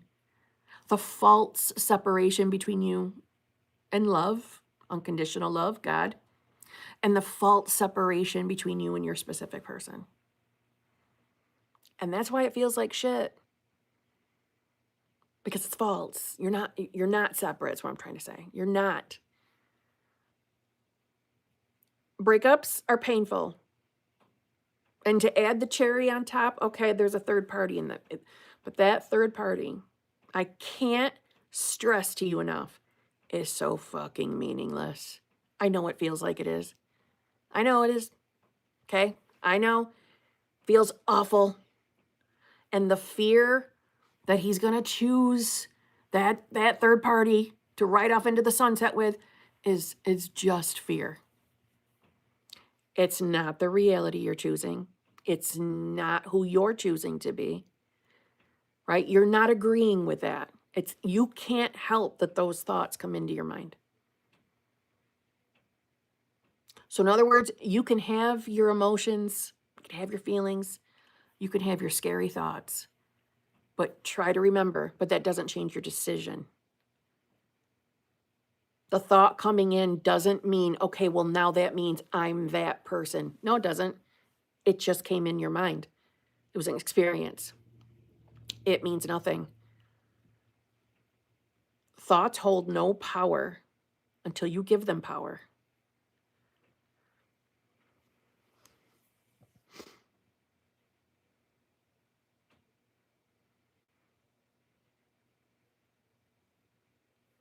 Fear doesn't stop manifestations. Correct.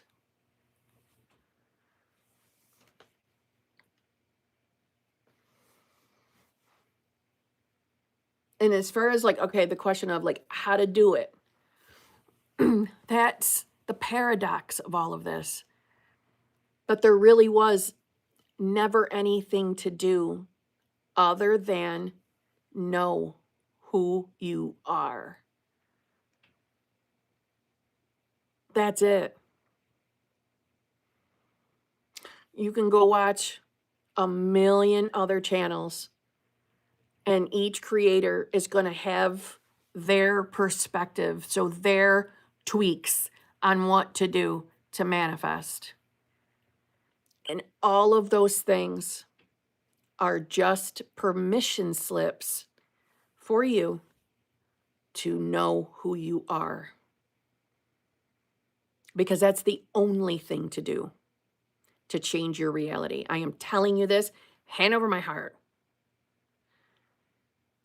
Listen, I don't even know how many channels there are now on manifestation, whether it's law of attraction, law of assumption, law of one, law of Ra, whatever. All of it. If they tell you to do a technique, that technique is a fucking permission slip to get you to choose who you are. It's all. It's the only thing to do. Know you are source. I know that doesn't necessarily feel like that's enough when you're hurting. It didn't feel like enough when I was hurting. But it's the biggest lesson I learned. It was all I needed to do. Your God. Your conscious decision is enough. It's all it takes. You can have all the feelings in the world, all the emotions in the world, and you can have random shitty thoughts and still know who you are. You nothing can ever be taken away from you. Nothing. 3D can make us feel like things can be taken away. Nothing can be taken away. You lack nothing. You're the whole. You're the absolute. I know you don't feel like it. And when you feel sad, worried, stressed, you don't feel like it. I know. But isn't it good to know that it doesn't fucking matter? You can be worried and still know that you're whole, that you're who you want to be, no matter what. Because you are. You just needed to know it, to remember it. Do you see what I mean?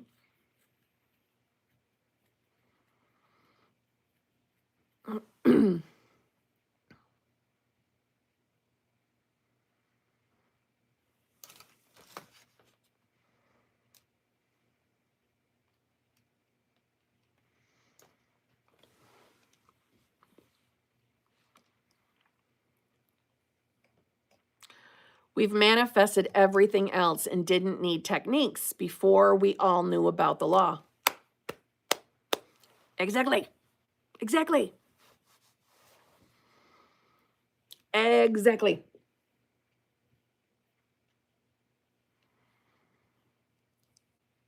We were never meant to be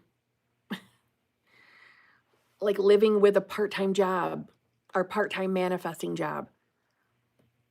We were never meant to set timers to say words.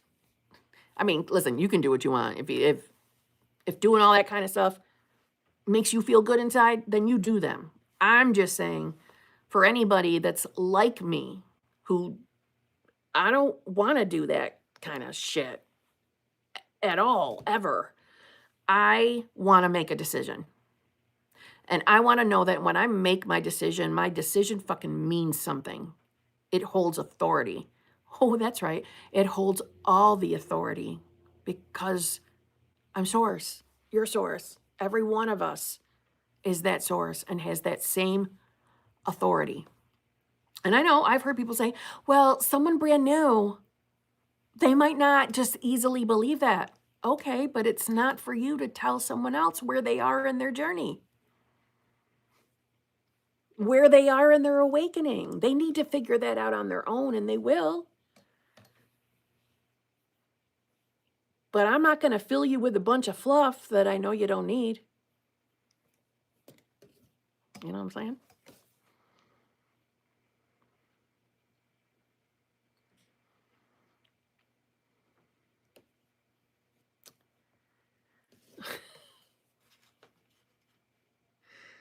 Little Frog Chef, thank you very much. Again, yes, always felt lack of control. Like things were done to outside of me. Didn't know my dad. I want to choose for me. I want what I decide for me. I thank you for being kind. Some have been cruel. Are you saying manifestation coaches have been cruel to you?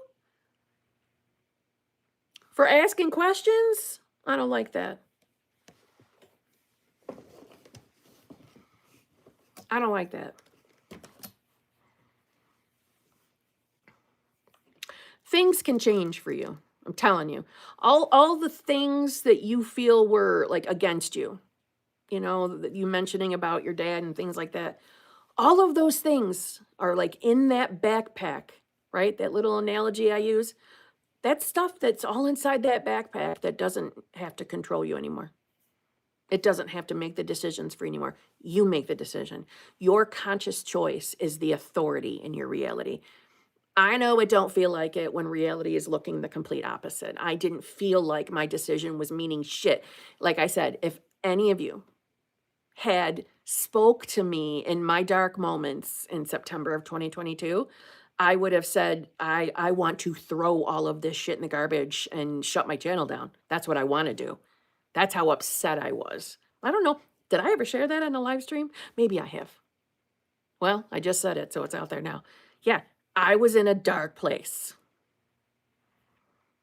I was that second click because YouTube asks you more than once before you can delete a channel. I was on the last thing before I deleted all of Manifesting with Kimberly. Because I am so unhappy with everything. And it, it really wasn't just my love category.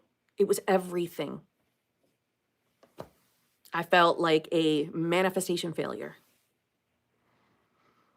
And the more I was in that state, the worse you feel, the more powerless you feel.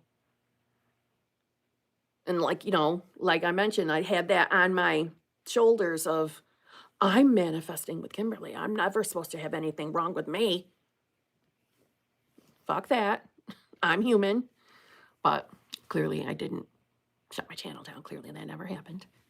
But my point in saying that is we can have moments like that. They suck. They're not fun. That's why we don't make rash decisions when we're feeling like that, right? We think through our decisions.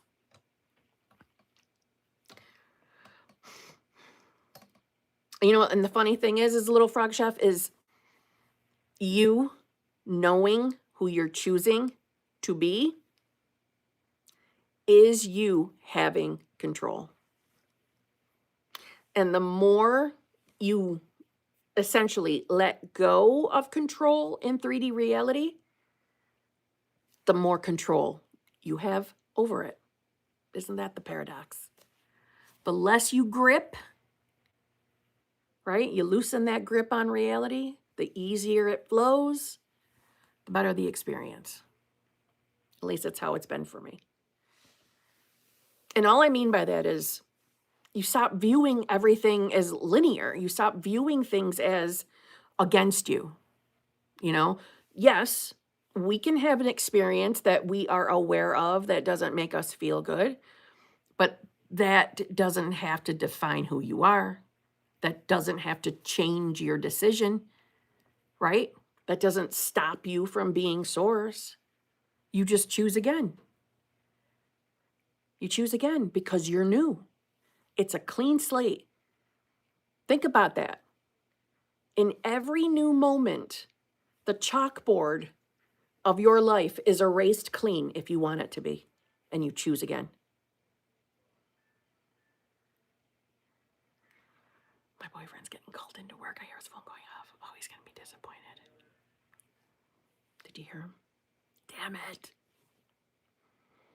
I feel bad. He's a supervisor. He has had to go into work every night this week.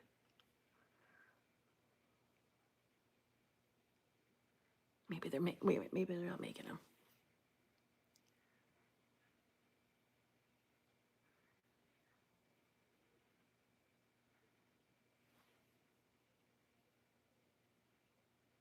Maybe he's not.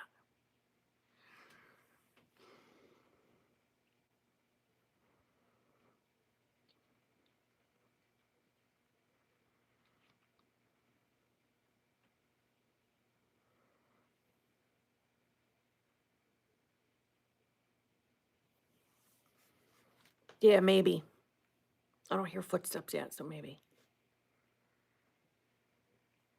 Well, Little Frog Chef, whoever was cruel, give him one of those.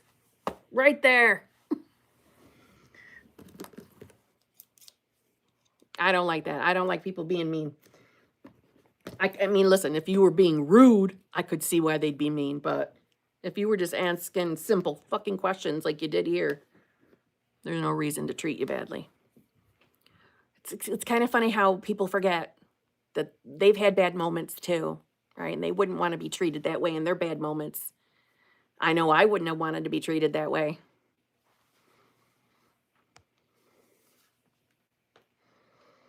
Yeah, the footsteps. I've already I hear he got called in. Man.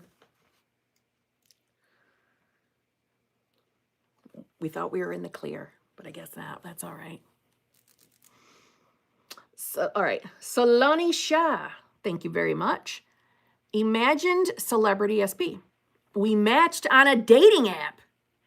Messaged him. He didn't reply. Our chat is expired now. Affirming we're in committed relationship. He's constantly showing me he desires me. Worried I'll miss inspired action. You can't miss inspired action. Like, let me just make that as clear. You can't. You can't.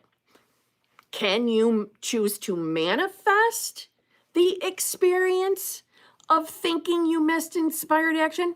Well, of course. It's right. There's infinite choices. But I'm saying, all right, let me word it like this. Even if you said, I want to manifest the experience of missing inspired action, you would take inspired action to then miss the inspired action. Do you see what I'm saying? You can't miss inspired action. All action is inspired action. Everything you do is inspired action. Now, keeping it real. If this question had come up, I'm trying to think when I started my channel in June of 2020. So if you had asked me any inspired action question around 2020, 2021, I would have answered this differently. I would have described to you what inspired action is and what it's not. Because I have evolved to the understanding that I'm source, your source. And linear time isn't real. So if linear time isn't real and your source, so the previous moment in the infinite, the future moment, infinite, right? We're only ever in the eternal now. Everything we do is inspired action. Everything. Everyone and everything willingly plays their part to your desire, to the fulfillment of your desire. Everyone and everything. So then every action is inspired action. Think about that. So you are not going to miss your inspired action. You don't have to worry about that. As far as the fact that you messaged him and he didn't reply back, that doesn't mean anything. Don't give that a meaning. Who cares that it expired?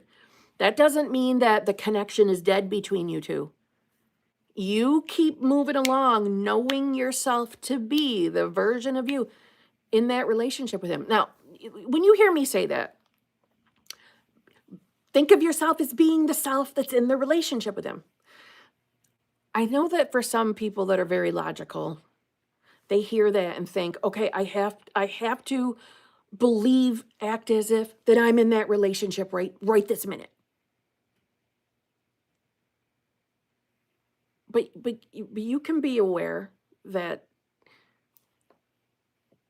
you're not in the relationship, but you can know who you are, right? You don't have to act fake pretend you're something that you're not. You wake up to knowing you're all there is. Do you see the little subtle difference, that little nuance? I hope. Or how about I didn't just make that more confusing? So honestly, you've had movement. This is movement, my friend. This is movement. And you know what's so funny is anytime I've been asked about manifesting a celebrity SP, I have used an example of how could a connection happen. I usually say something like on a social media, who knows, something will happen where you two connect, blah, blah, blah, as a possibility. I'm not saying that that's the only way it'll unfold. So I think it's awesome that you two matched on a dating app. That is awesome. Don't assume because he hasn't written anything or that the conversation expired that it's over, that the manifestation failed. No, no, no. No, no, no. You get back to your decision that you are who you say you are. You are source. Don't you worry. That connection is still there. Okay? I mean that.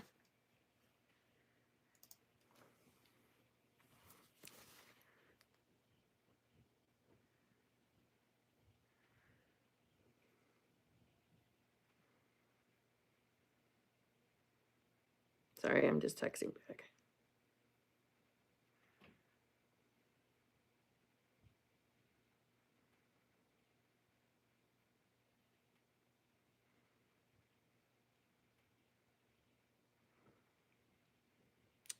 Man, this thing is so small. It's so hard to type.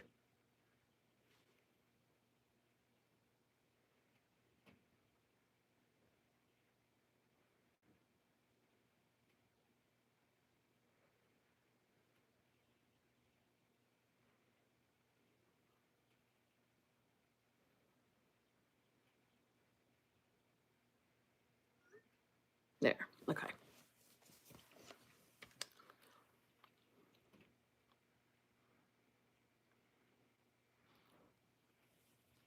Yes, it's okay if you don't go back on the app. Yeah. That was just one experience. That doesn't mean that it's going to, let's say, have to unfold with you guys being on the app. That was just one, let's say presenting of evidence, of validation. Stand in your decision.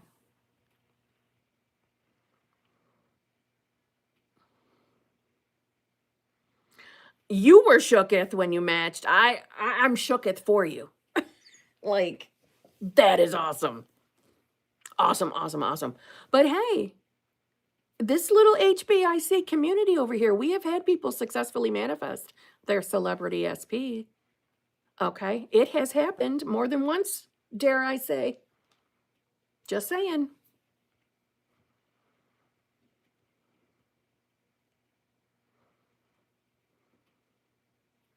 Kim, I am manifesting that you get a technology upgrade this year, girl. You need a purple iMac and a purple iPad. I know I do. Like, I keep going to the apps or the Apple store and on my phone and adding things to the cart and then not checking out. I'm pretty famous. If you only knew how many tabs I have open on my laptop, different stores with carts filled with things, and then I forget about them.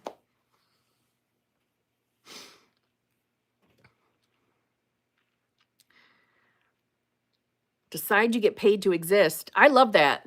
I heard somebody say that in a TikTok video. I'm like, that's the attitude. That's the attitude. I get paid to exist, bitch. I get paid to exist. I love that. Everybody should think that. Someone can tell you a million times, but if you don't trust your power or that you're the creator, it ain't gonna stick. Yeah. Yeah. Well, think about it. You know how often I hear, oh my God, I watched this other video the other day and it finally clicked. Kim, you were saying this to me the whole time. Yeah, I know. Yeah, I fucking know. Yeah, I know. I know. But I was like that too. Right? The information didn't change. The information was always right there in front of me. How many times have I read Neville Goddard's body of work? Too many times, okay? And it took me forever to bing, ding dong, ding dong. But the information didn't change, right? This evolves.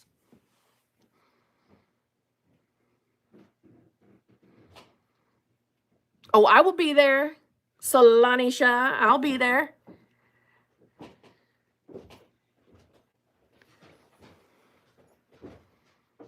No, I have not, Jinmei. I didn't even know there was one. I haven't been keeping my tabs. I know. You're not happy. I texted you back. I thought you were going to be lucky. He's not happy. He's bummed. Hi, Poop. You decided to grace me with your presence? You gonna come say hi? She was upstairs sleeping with Daddy. You coming? You coming up here? I'm a pretty girl. What are you doing? What are you doing? She's giving me a look. What do you want? What do you want? Pretty. Come on up here. Come sit with Mommy.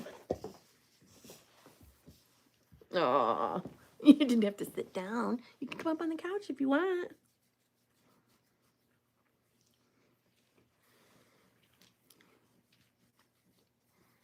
Wrecking Crew. Wrecking Crew. Okay, I'm sorry. I'm chewing my gum's snapping. And I get grossed out when I hear other people chewing their gum and I'm fucking sitting here doing it. I'm sorry. And where is it? Where is it on, Jinmei? I know you said it. Amazon. I'm going to load it up while we're sitting here, because I'll forget it.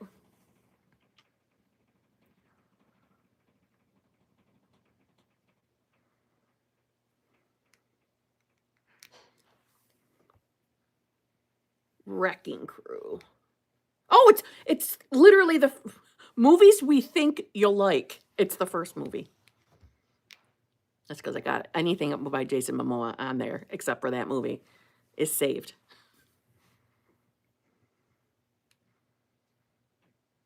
Do you guys ever see Sugar Mountain? I remember the night I discovered Sugar Mountain. I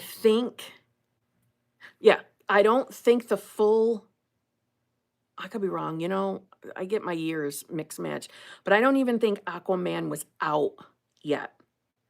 I think is it the Avengers? Was it DC or whatever group he was in? Is it the DC Comics? Fuck, I'm confusing.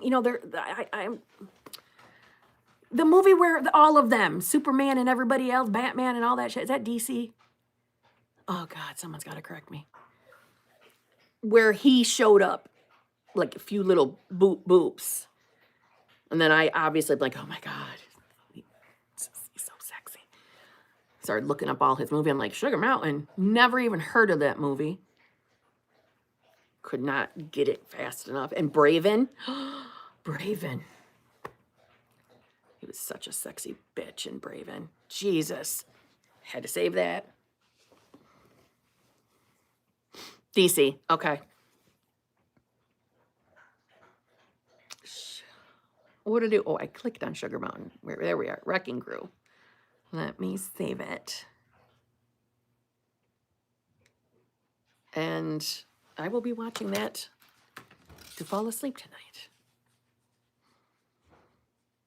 Oh, yeah. I saw him on Baywatch. He was a young man. Yeah. Poop! Come here. Come here. My boyfriend went outside. Didn't get her permission to go outside, clearly. This is what she does. She'll bark at the door at him till he comes back in.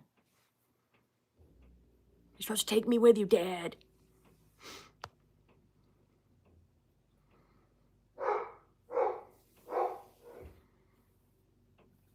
Well, hello to you. It's your first time coming to a live stream?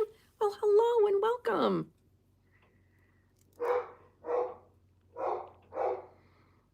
Yes, he was, Ziomara. Yes, he was.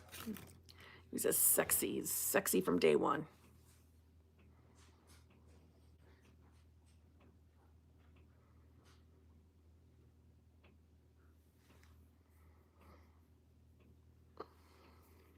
Manifesting my person for over a year now and nothing. Treated like the only girl in the world, his, chosen, claimed, charmed, cherished, valued, important, significant other, blissfully married. He's brave, courageous, captivated by me. We are in constant contact. Okay, so then What does that mean to you? Everything you just said. I have a wonderful man. I'm in the best relationship of my life. I keep listening to you. Remember my security. You helped me so much. Thank you. You are so nice. Thank you very much. So as far as you saying you've been manifesting him for a year now and nothing, is that who you are? Hell to the no. That year isn't there. You keep reattaching to that year. I know that sounds cuckoo for Cocoa Puffs, but you keep reattaching to it. It's been this long. So think of it like every time you think that way, it's like lighting it up again. Taking your awareness flashlight and lighting it up again. This is not the same thing as me saying that you can be aware that your person's not sitting next to you. You can be aware of that, right? This is not the same thing. This is like think of it like the reminder to be the version of you who's been manifesting for a year and it hasn't worked. So I am not.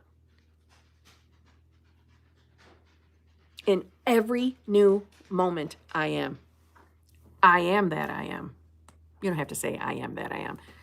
I am, fill in the blank. That is who I am. When your mind wants to remind you of your year, I don't do that anymore. I am this. That helped me. That helped me. Again, I'm not saying you have to affirm every time, that thought comes in and farts sideways. I'm not saying that. I'm saying it helped me. I built that habit of that's where my mind went.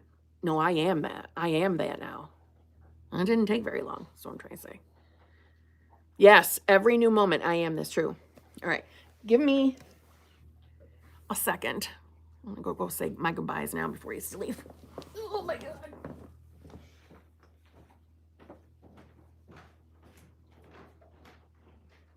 I didn't even think I was doing anything else.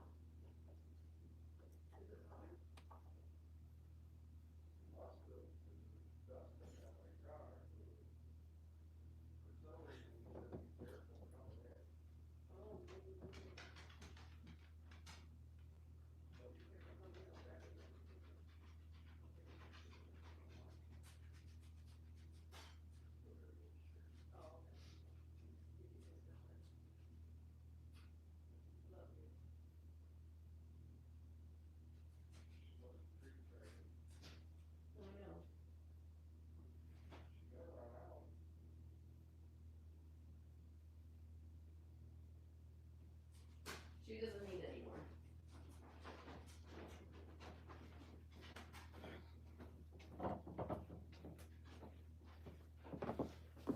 Okay. Did she show up? Did she come up on the couch or no? Do you hear her clicking, clacking? Ugh.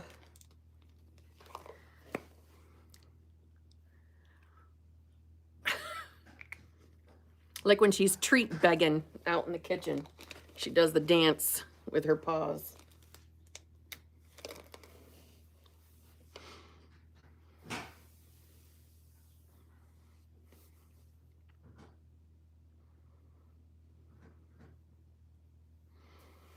Now we sing Kumbaya together in a circle, and Kim will be back shortly. God. Maybe someday they're going to have the technology where we will have audio in live streams where we can all hear each other. Kind of like a Zoom, but without being in a Zoom.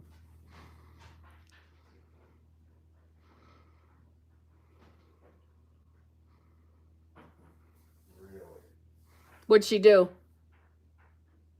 Dump your fucking food dish. Oh, she's such a brat. Hold on. All over the floor or in the water dish? All over the floor. Who? You bad girl. Tastes better that way. Don't support her. Bad girl. Must be it tastes better on the floor.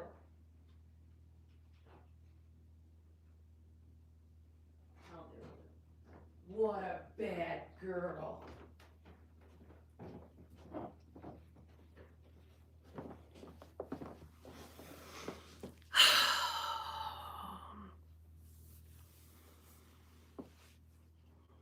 She's got a new thing she does. Her food and dog thing, the bowls, are up on like this, I don't know what to call it. Like, I don't put her food and water bowls on the ground. They're up on this elevated thing so that she doesn't have to bend all the way down, you know. So she has this thing lately where she's been trying. So the bowls drop into the stand. So she's been getting her teeth into the bowl and picking up the bowl. And lately it's been putting it in her water dish or bunting it up from underneath till it throws all the food on the floor. And then she eats the food from the floor. So my boyfriend said, must taste better on the floor. Where I want to yell at her. But me yelling at her, you heard me yelling.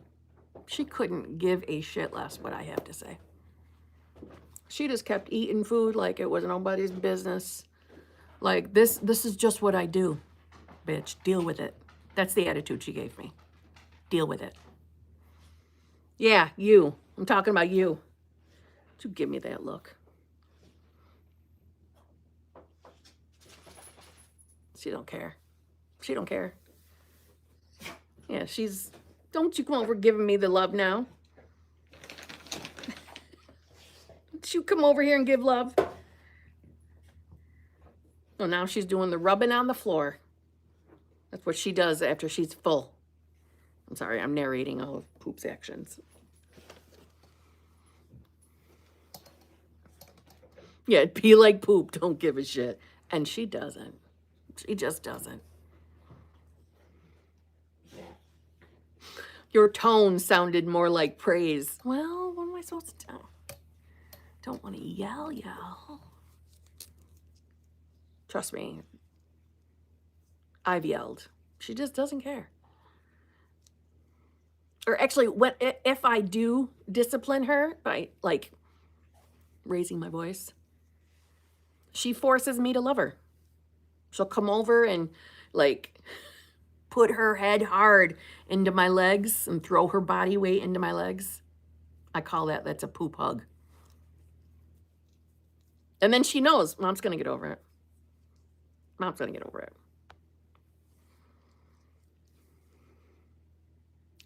Kim, in your last video, you ignored Poop and she ignored you. She was snoring so loud, it didn't matter what you said. I heard her. Man, not that video, but like the video before. The edits I had to make of me having to stop saying, my God, I couldn't hear myself think her snores were so loud.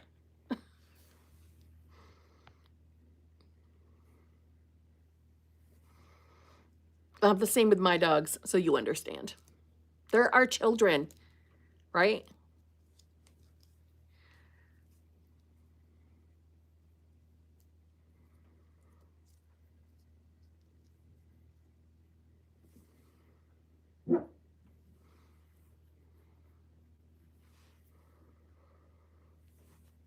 Can my SP feel the same being in a loving, fulfilling, committed relationship and being happily married?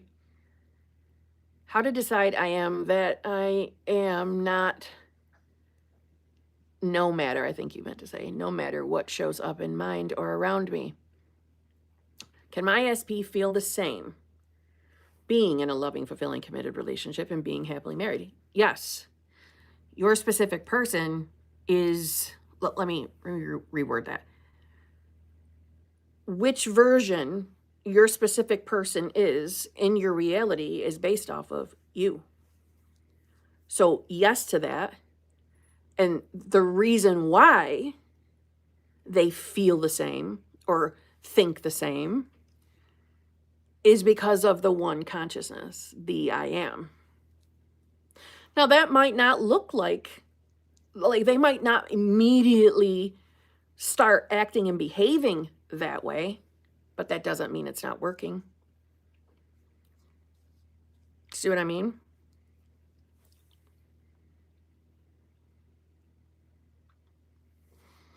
How to decide I am that I am, no matter what shows up in my mind or around me.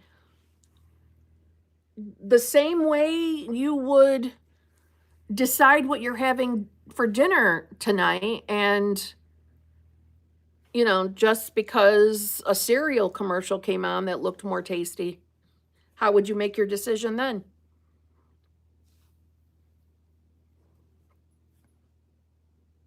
The same way you would plan an outfit the night before. You planned your outfit,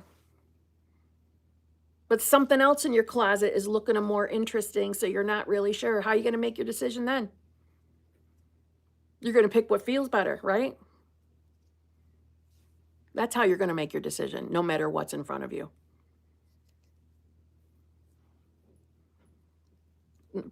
Probably not the best examples, but literally it's the same thing. I know it don't feel like it, but that's how simplistic the decision is. I am or I am not. You could have in front of you your specific person saying, I don't want to be with you. I'm never going to be with you. I'm always going to choose another bitch. You could know that. You could be there experiencing it. You could have a reaction to it. But you could still say, but I'm still sticking with my decision. I am this, I am. I can be upset with this. I can, by upset, I mean, I can cry. I can be frustrated. I can be hurt. I can be all of those things. But I'm still having what I want. I think that people associate, when I make that decision, I should probably feel good. But I don't feel good right now. So I don't think the decision means anything because I don't feel good.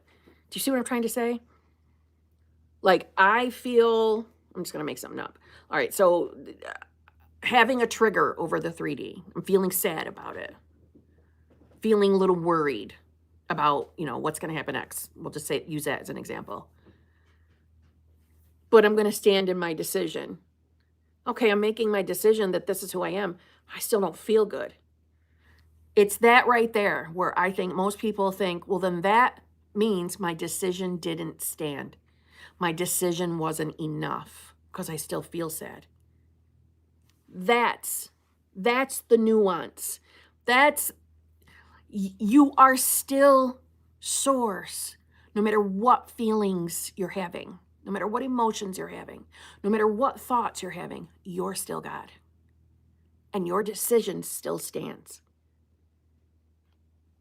But most people assume because they still feel like shit or are still worried about something that they're automatically, I am not that I am. Detach those two things.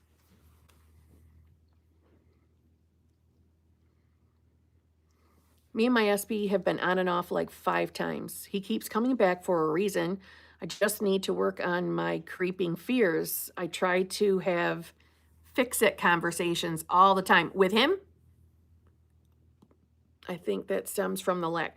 I have generally good self-concept of myself, but I have fears that women are plotting on me, will try to steal him just because, etc. I think that's where I manifested this from. Are you talking about having fix-it conversations with him?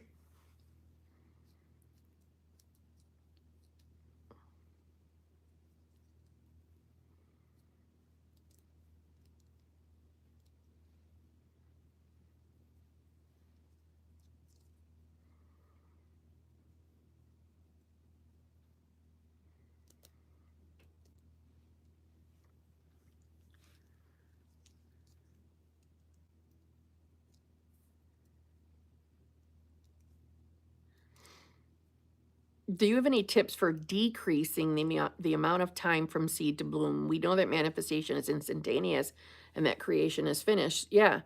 So, by assuming that it doesn't need time to bloom,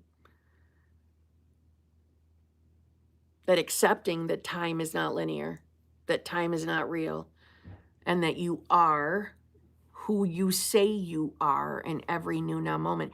I believe from my experience that is what, if we have any effect on the non-existent linear time, that is it. The I am.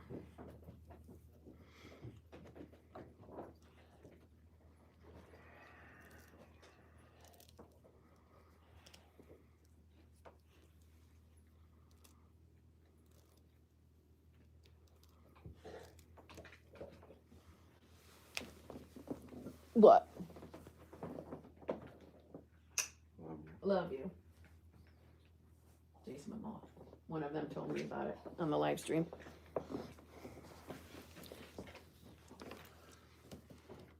Love you. Love you. Don't drive dumb. Be careful. Yeah, she left me a mess to clean up.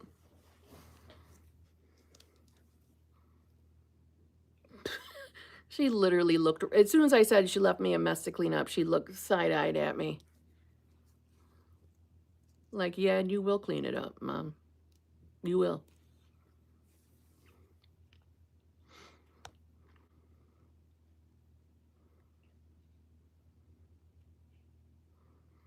Oops.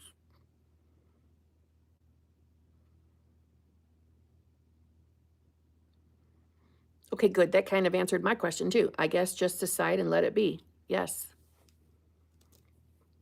Yes, you will find, and I challenge anybody on this, that let's say you're someone who has experienced a lot of moments of fearful thoughts, doubtful thoughts. And maybe you've been in a habit of like really listening to them when they come in, like really just pondering them and being afraid of them and getting uncomfortable every time they come in. I challenge you. Again, I'm not saying you have to do this to manifest. I'm saying I challenge you that when thoughts like that come in, that you do something different. You handle them differently. You break the habit of letting them linger, and something along the lines of, no, I don't have to do this today. I don't have to listen to this today. I am, and fill in the blank. And when you say it, really consciously believe it. Consciously say with meaning that I am. Again, for anybody new, it's really not about the feeling. I'm only mentioning the feeling because every single one of us has our own unique way of thinking and our own unique way of having the feeling of like, I've made my decision. I said what I said. Or like that feeling of standing on business, a feeling of conviction. Everybody's got their own little way of feeling, right? Whatever that is for you. That just for the sake of it, try making your decision and see if you feel that when you make your decision. I bet you will see something in reality that validates your decision. Again, you notice I feel like I got to constantly give fucking disclaimers because you know someone's going to say, I thought we didn't have to feel anything. I thought we didn't have to feel anything. This isn't about feelings. Oh my God, I know. Just listen, you know? But from my own lived experience, every time that I've like stood on business, that I am, and I fill in the blank, there is always something presented in reality after the fact. I'm not saying full-blown manifestation in my face, but some direct something. Now, granted, that could be because now I have that belief. But I challenge you. And see what happens.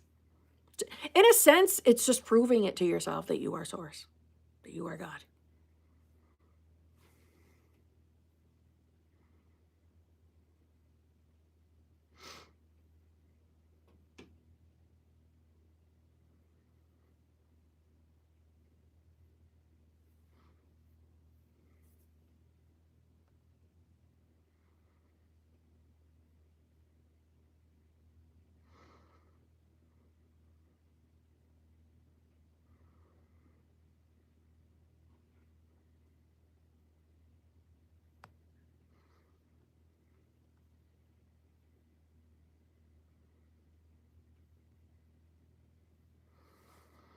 Thank you, Sunny Rose. Coaches rarely ever talk about limitless, unlimited. I don't know what channels you've been on, but I talk about being, I start every video with, hello, my fellow flawless, limitless, limitless, sexy, sassy, saucy, HBICs.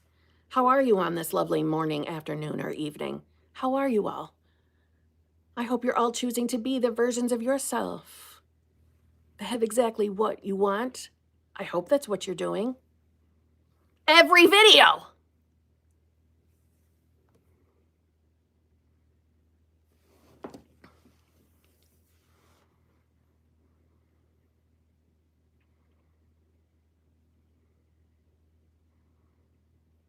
We talk limitless over here. And there's enough of you in this chat who know that's true.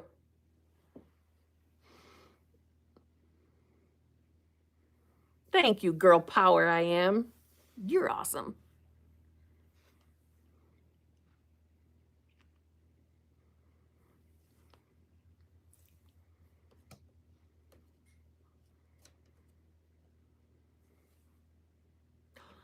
Hi, I also got selected to be in a few scenes for a Netflix show, but in the background. How can I manifest getting main roles, not background? Because that's who you are. That's who you are. You're a full-blown celebrity living your best life. You get paid to exist. Somebody brought that up earlier. I'm like, I love that. You get paid to exist.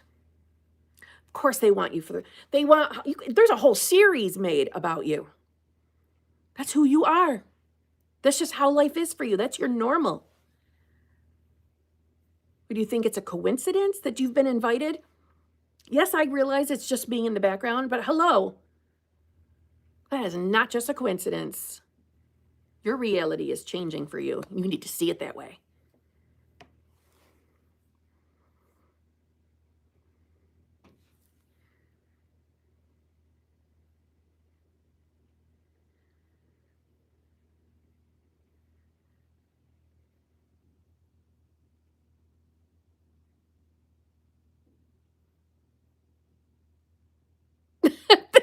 Leonie, followed by, I have 3 channel memberships. I highly encourage you to check out the VIP, the Advanced Manifestors.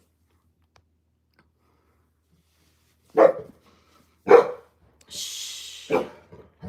It's just Daddy.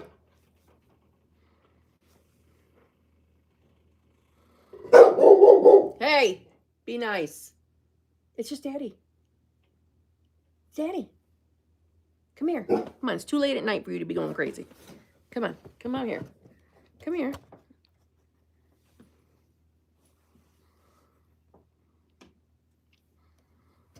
Yes, please don't spam the chat by saying the same thing over and over and over and over. You're making my, oh my God, my moderator's life difficult. Please don't do that.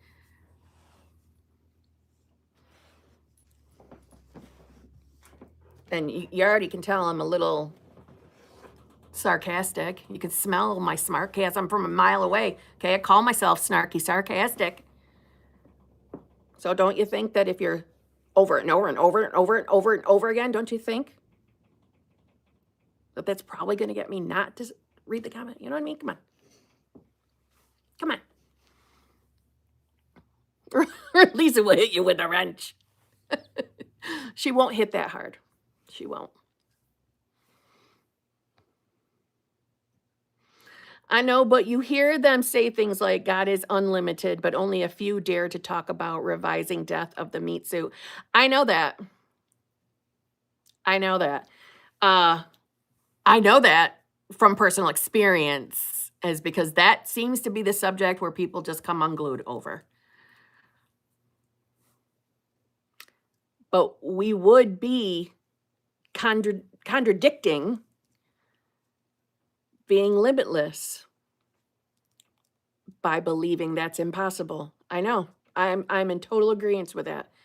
And, you know, there are examples of it being real, of it being true. And again, the only thing I say about, the, you know, as far as anything with death is that we don't know everything behind it. Right? We don't know why necessarily certain ones happen when they happen, why they happen. And I don't know that we'll ever know until we experience that ourselves. Hey, I can't have her barking this late at night. Hey, come on.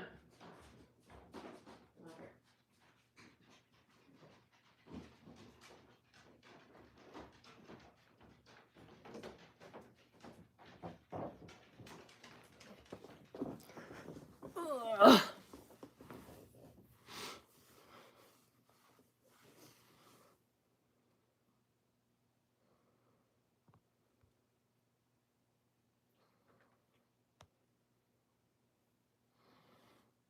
Who looks like they've been using, what is glycolic acid? Are you talking about, who are you talking about?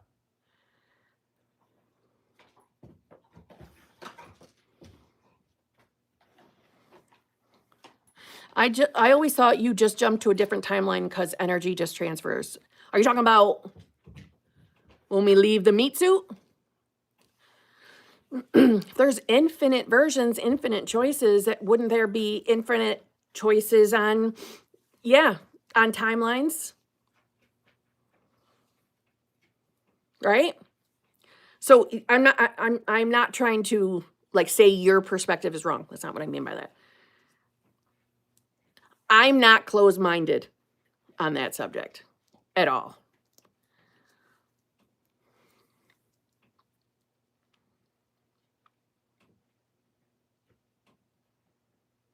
Oh, me? You're talking about me? Thank you so much. Oh my God. Thank you. Castor oil. I'm telling you. I wear it when I go to sleep. I don't wear it during the day. Like I don't have any on right now, but it's changed my life. Castor. I just spit out my gum. Oh my God. Damn it. That is the second time on a live stream that's happened. I'm sorry. Please don't rewind that and watch that in slow motion. Please. Oh my God, my face turned red. I'm embarrassed. Oh God. I'm going to think about this all night. I hope you know that. I'll be thinking about it first thing in the morning. This is the first thing I'm going to think about is me, my gum. So ladylike. Oh God.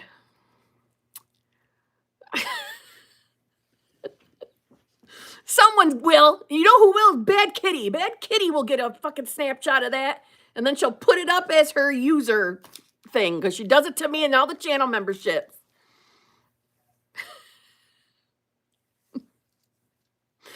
Doesn't castor oil grow hair though? I don't want my upper lips to be hairy. I'm already Indian. You are hilarious.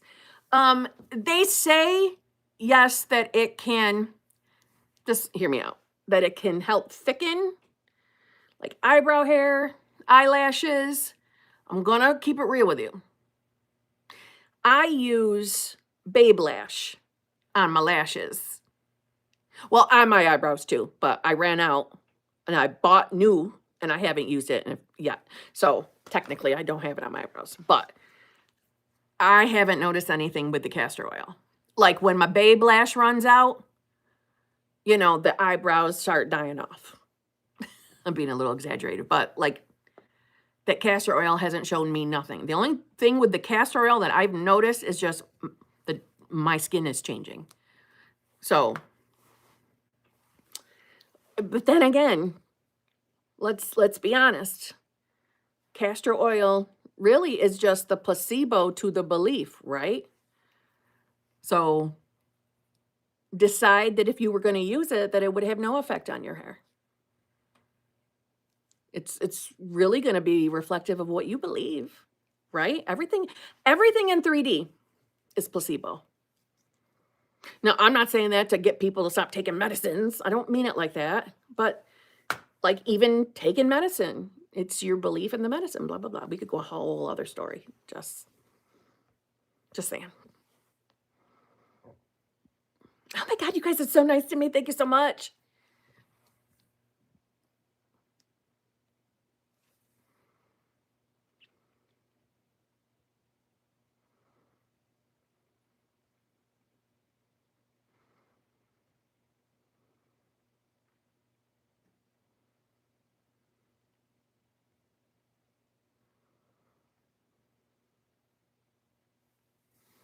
Black castor oil is even better for hair. Do you know why?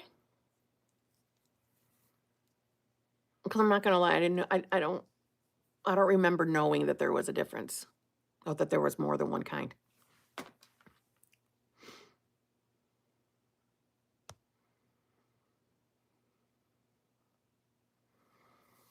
I use baby oil unscented on my whole body every day. I always get compliments about my skin. Really? Really? Like you put it on your face too?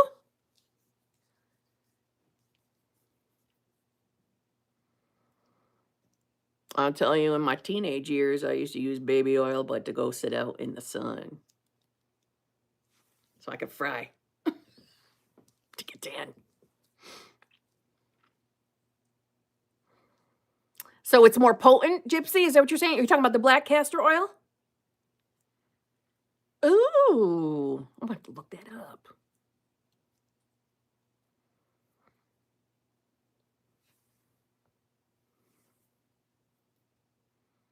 I get organic African castor oil with jojoba and rosemary. Nice. I've heard success stories of people revising death, but I personally haven't experienced it yet. I can agree with you, Joe Coquet, that I too have heard success stories. I don't remember where. I don't remember if it was a book or in a lecture, but I know Neville Goddard talked about having experiences. And one of his, I'm going to say one of his clients, you know, someone that came to one of his lectures had an experience as well. So I know that that's available to look up if someone's interested. I haven't personally tried to revise anything like that. And not for a lack of belief, just haven't. Yeah, I do believe it's possible. I do. But on the one hand too, I can also say that, you know, for anybody that has lost someone, I don't want you to feel that you had to do that. I don't want anybody to feel like a guilt or anything around just because we're talking about the topic. I don't know. That just came in my head, so I'm saying it.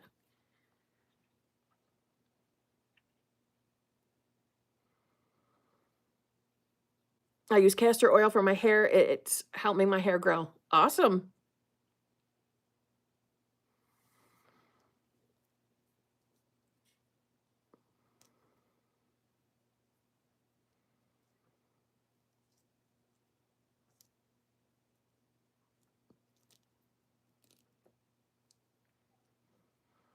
I don't understand Sunny Rose Blossom, but what I'm so heartbroken. I dream of him so often the same way I did as a teenager when I was manifesting him as an SP. I still believe he's my soulmate and I'm devastated like part of me is gone. So it's not like you lost someone? You lost your SP?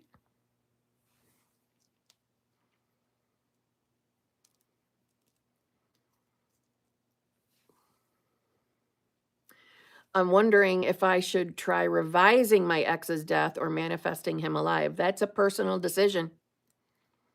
Like I miss him more than anything, but if I did see him alive again, it might break my brain. That's why it's you listen.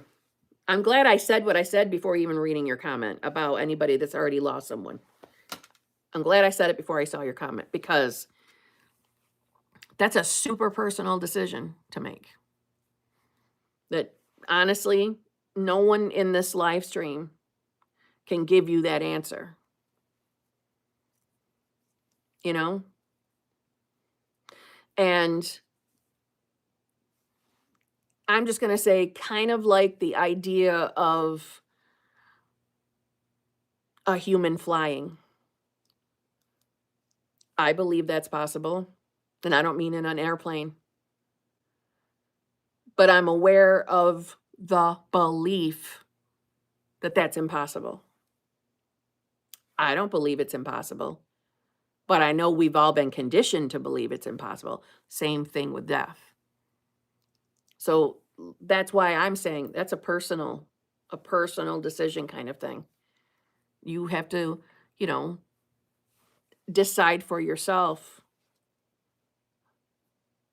how difficult or not difficult. You see what I mean?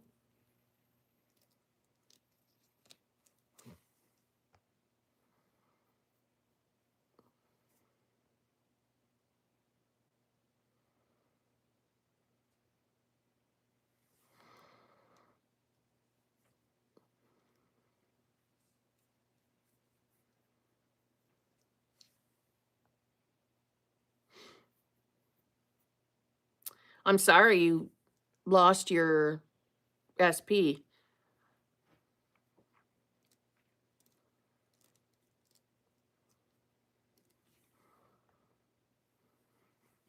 I don't think that when we, all right, let me talk of it as in the eternal now. I don't think they really leave though.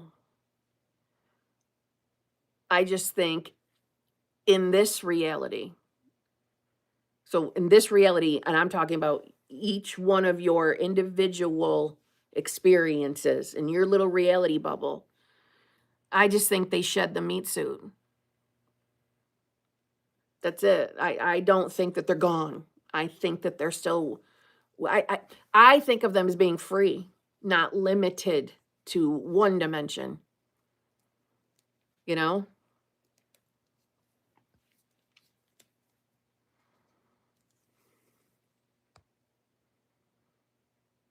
What's up, Jackie Pixie?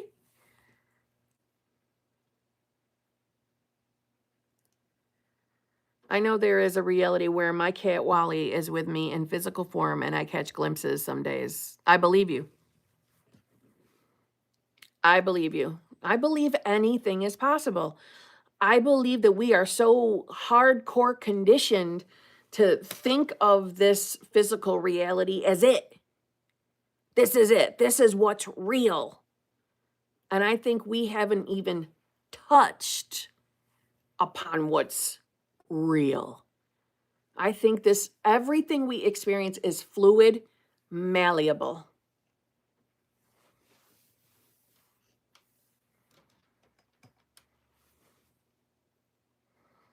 I agree, Kim, 100%.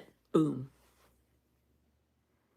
Not a coincidence that we are talking about death as my sweetie's anniversary of passing is Monday. Oh, I don't think he's gone. I think he's still with you. It's noon my time, so it must be really late there. It's getting there, yeah. I'm going to be wrapping this up in a few more moments here because we're pushing midnight, you know what I'm saying?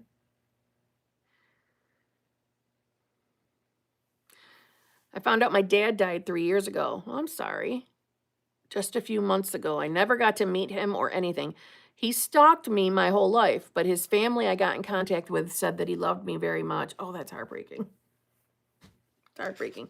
When you say he stalked you, do you mean that in a negative way? Or are you saying that he tried to be a part of your life? Or did his best to keep his tabs on you? Do you mean that? And you're just choosing that word stalk, or do you mean stalked?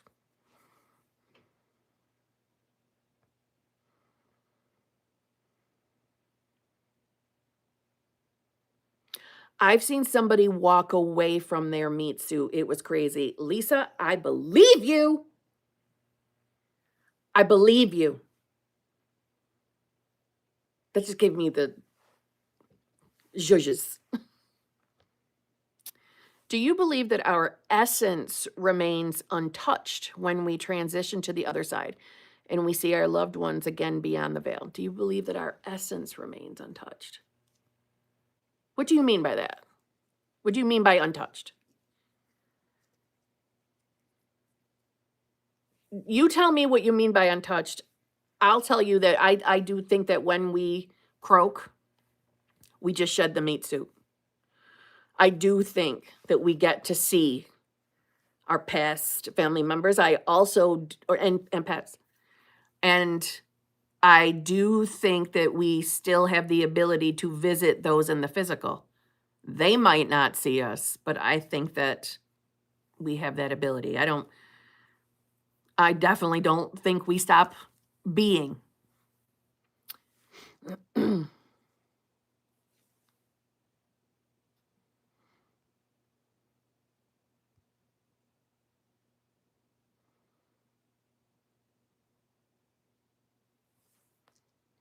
I believe that when someone does, you mean dies, they remain dead. I'm sorry, but maybe be comforted in knowing that you will be with him again, or maybe manifest his spirit visiting you in your sleep.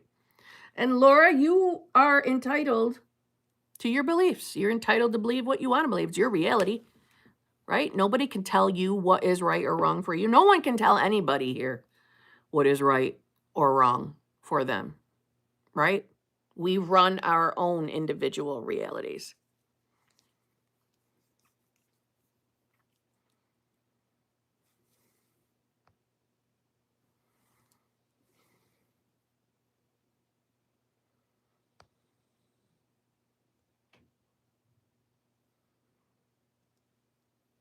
Essence as in soul personality, if that makes sense.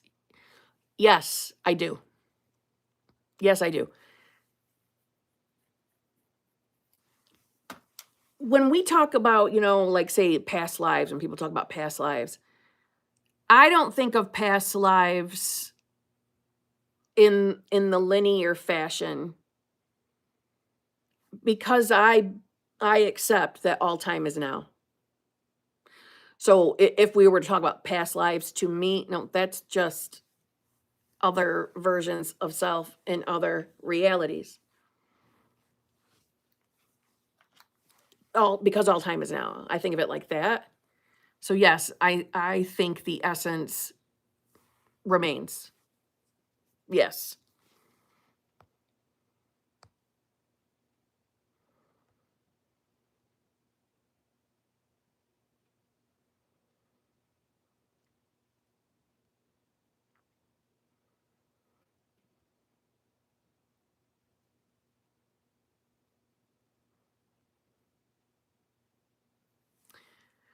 His family members told me that he loved me, never would have hurt me, and that he just wanted to know me personally. It was kind of healing because I spent my whole life believing nobody wanted me. Oh, I bet you your dad is with you right now.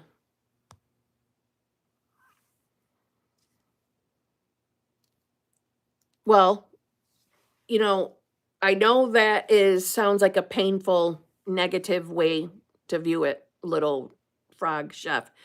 But yes, look at that. You grew up spending most of your life believing nobody wanted you. And look how that manifested. Every relationship for me ended up with a random discarding, blocking, cheating, just leaving abruptly. So, okay. So now we can say, all right, I can see how my old identity made sense. My reality made sense as the reflection of the old identity, because that's who I believed I was. But now I'm new. I'm new because I know now. I'm aware now. I'm awake to know I'm not stuck as that identity. I'm all there is. I'm whole. I'm perfect. I'm complete. I'm divine. I lack nothing. Look how I manifested finding out that my dad didn't just abruptly leave and not want me. That's not a true story anymore. Look how that came for you, so that you could let that kind of thinking go and make peace with that old identity and come into the knowledge of who you want to be and know yourself as that, so that you can change your life and not have to experience that horse shit anymore.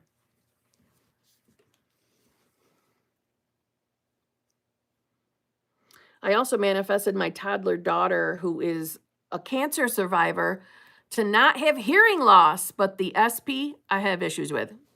I know you're laughing at that, but that's a major success story. Look what you've done for your daughter. Look at, she's a kick-ass cancer survivor. Hello.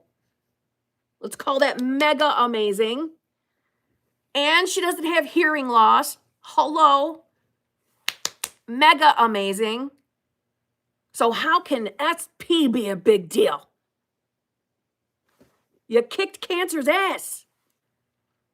We're stressing on SP? Fuck that. You decide who you are right now. If you can kick the shit out of cancer for your child and your child's hearing, SP is going to be a wham bam, thank you, ma'am. Snap, crackle, pop, easy. This is who you are. I'm telling you it's easy. I'm being sarcastic. But think about that. Look what you've done so far. This is not hard. You're probably giving your SP free will and not even being aware of it.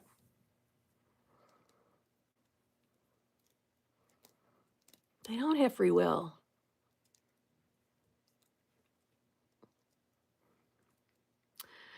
I wasn't able to save my soul dog, even though I decided and accepted that he was perfect, healthy, and I was fully convinced he was only 4 and suddenly got sick and passed at the emergency vet. Well, I am fucking sorry. That is terrible. I can't even talk about it.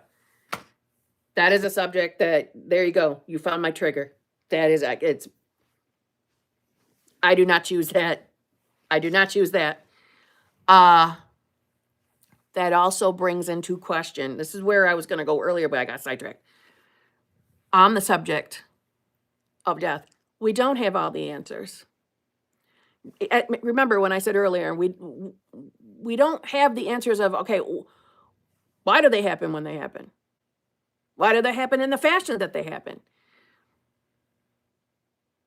So there's so many unanswered things around that subject. And I don't mean it like, so therefore we're limited. I don't mean it like that. But I hope that you don't beat yourself up. Because maybe there's more evolving to that understanding we all have to come to on the subject of that. Right? That doesn't mean we're limited.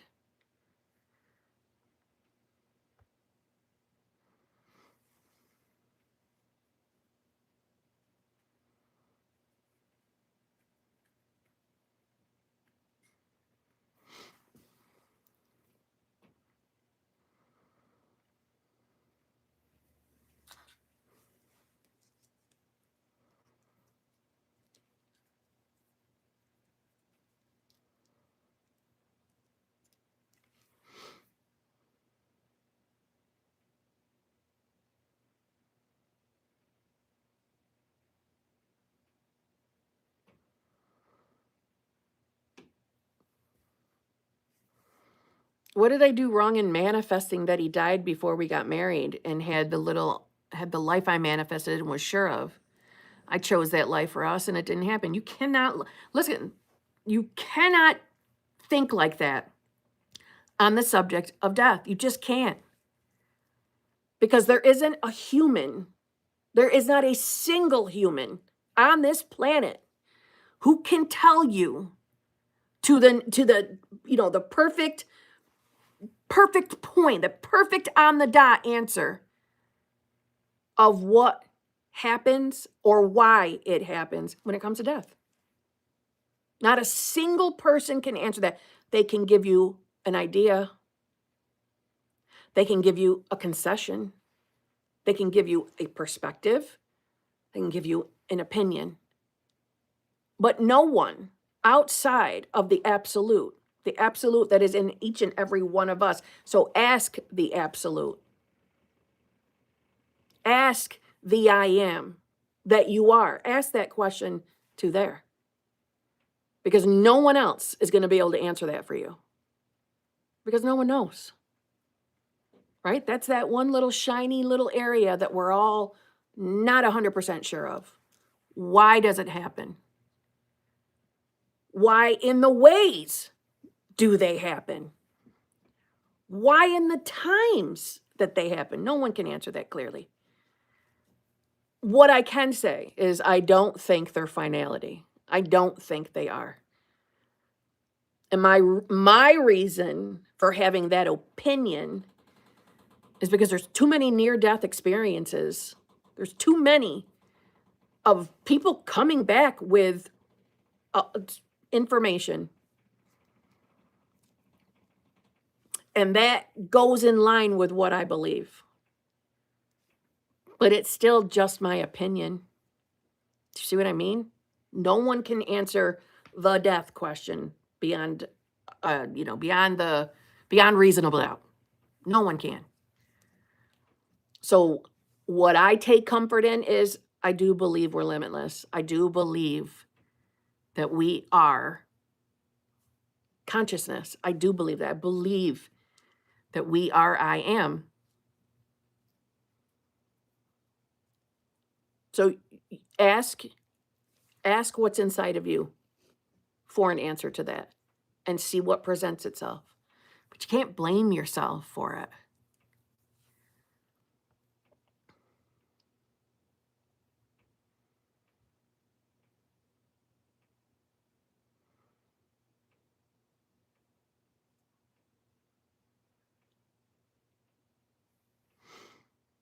Even when Robin Williams died, I cried and I feel like I manifested him appearing in my dreams.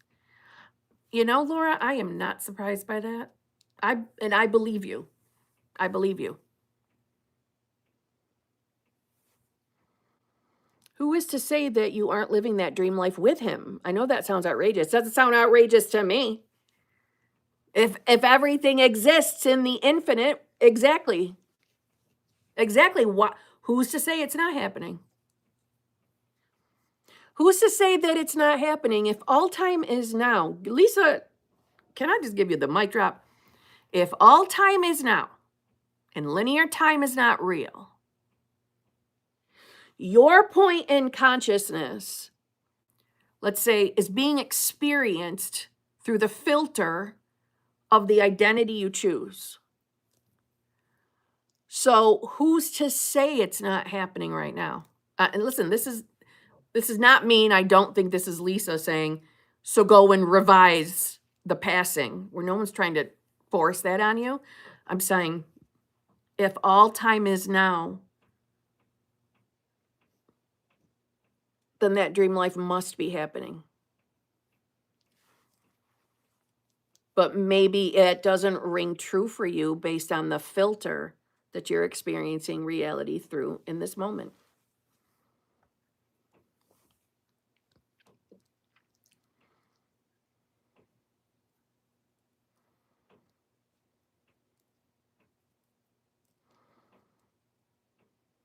I've had dreams of my husband that passed 3 years ago telling me that he is still alive. Y'all know what I think about dreams, so I believe he's visiting you and telling you. Wow. Wow.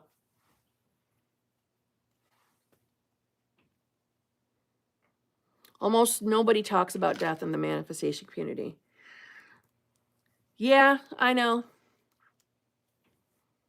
And I think that's probably out of fear, feeling like it's too taboo of a subject. Maybe afraid to share their honest opinion on it. Who knows?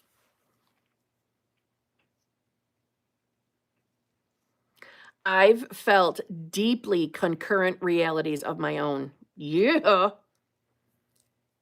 I've had, I have had unexplainable experiences that have changed me like there's no going back. I could never go back to living life just accepting that it just fucking happens to me and I have no choice in the matter. I could never go back to living that way. Because I just know inherently it's not true based on the things I've experienced. So I believe you, Lisa. What do you believe about dreams? I believe that dreams aren't the silly little things that we've been taught they are. You know, I don't know what you were taught. I was taught that, oh, it's just the dream. It's just your brain processing. processing things that it can't process consciously during the day, or it's the subconscious processing. I don't think it's that at all. I think when we are asleep, and I'm going to give you an example of why. I believe that when we go to sleep, we are unattached to the physical body, and that we travel. And by travel, haven't you ever, number one, first of all, have you ever experienced a lucid dream where you knew you were awake, you knew you were asleep in the dream? You knew it. So it's like you woke up, but knew you were experiencing a dream. I can't tell you how many of those I've had, okay? And knowing that, having the experience of me thinking something, and I'm going to give you a silly example, like me being here in my living room and thinking I want to be at my mother's at her kitchen and immediately being there. Okay? I believe we are unlimited completely when we're sleeping. And I think that having that, I'm going to call it like that, floating ability to just instantaneously be where we want to be, that instantaneous communication, at least I have with people in my dreams, is what happens when we're fully croaked and out of the physical body. We go back to that, being that, I can't think of the right word, being able to go in any direction and awareness that you want, experiencing any one of the infinite choices, total freedom in sleep. So that's what I believe about dreams. And one of my examples of, maybe like you might ponder the idea, haven't you, and again, this is going to be kind of like a weird example, but have you ever, again, let's say you went to bed and you've had pain in your body. Have you ever woke up and had like that weird experience of having to remember where you are, and maybe having to remember what day of the week it is, and having to remember, oh, that's right, I have pain in my leg, and then the pain comes back? Have you ever just woke up like a total blank slate where you need to be reminded of who you are or where you are? I think those are little slips. I don't want to say time slips, because I don't think it's like a linear time slip. They're the little slips. The little slips in the movement, in let's say the other dimensions.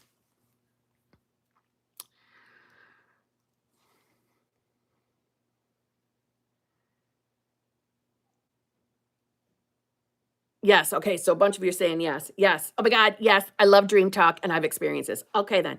So open yourself up to that idea of maybe dreams are not just dreams. And here, this is what I was starting to say earlier and I forgot, or I got sidetracked, which is, I know, it's so shocking for me to get sidetracked. Just saying. Well, I was telling you all like why I believe that. Well, number one, there are other people who have had their own experiences in traveling,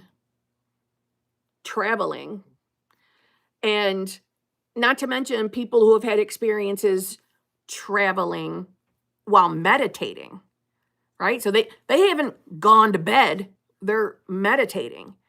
And there are people who have meditated and have come back with physical objects. I know that sounds woo-woo. But what really convinced me of, yeah, I'm done believing I'm just in dreamland that doesn't exist when I go to sleep. I'm done with that. When I watched a YouTube video of this former neurosurgeon, that neurosurgeon stopped being a neurosurgeon because the things he was discovering about consciousness like totally changed his whole perspective on everything he learned in university about consciousness in the brain. That he had one too many unexplainable experiences, and so did his patients, that it threw him off to where like he just doesn't buy into I don't want to say the whole medical system, but at least whatever he was taught about the brain. He believes we're more and that we're doing more with our brain. I'm like, yeah, duh, shocker. But his experience that like set him over the edge was he had a trip planned with, I think it was his best friend.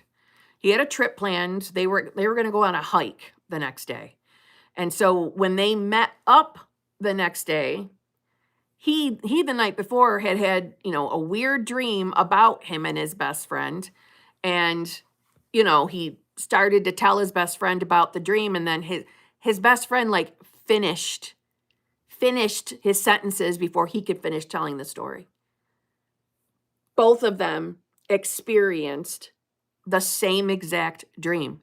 So in other words, his best friend remembers what happened in the other guy's dream because he had the same dream. I don't think it was a fucking dream. I think that was, I don't want to call it a slip.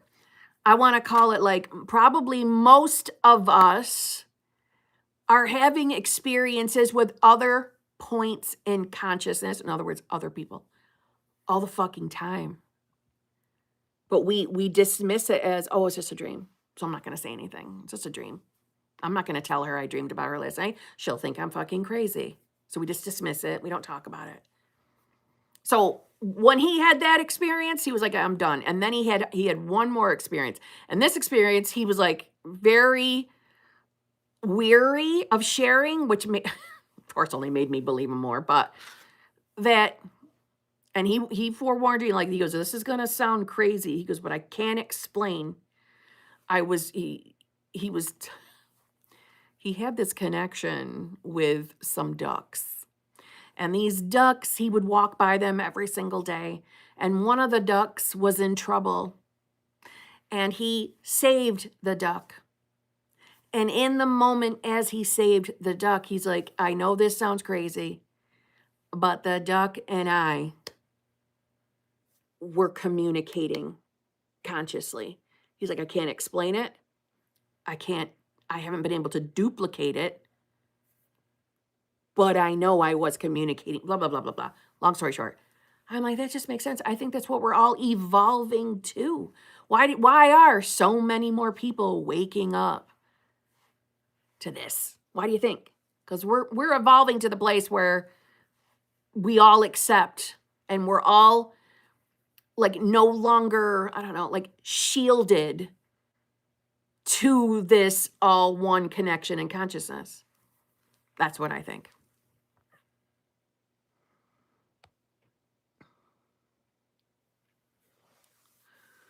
Even scientists in labs doing tests confess about the observation state. When particles are observed, they change because everything is movement, and depending on who is observing how the particles move. Yeah, I read. Oh God, I can't remember what are they called? It was some medical journal. I don't know if it was an official medical journal, but it was something like that, where the scientist who wrote it said the difficulty in testing consciousness is that it's consciousness testing consciousness. So each individual scientist who tests is going to get the answer based on their belief. And as they have already dabbled in testing consciousness, and that's what keeps happening, which goes along with quantum theory, right? Where that atom or whatever is being observed, or how it's being observed, or who's observing it, right? Has the impact on the result. So all the different scientists are getting the results that they individually expect So then that, like, if there's 10 scientists doing that test and they get 10 different responses, how do they choose what the right one is? I think, well, what it shows is you are determining your outcome. I think it only just leads to more proof of what you and I already know.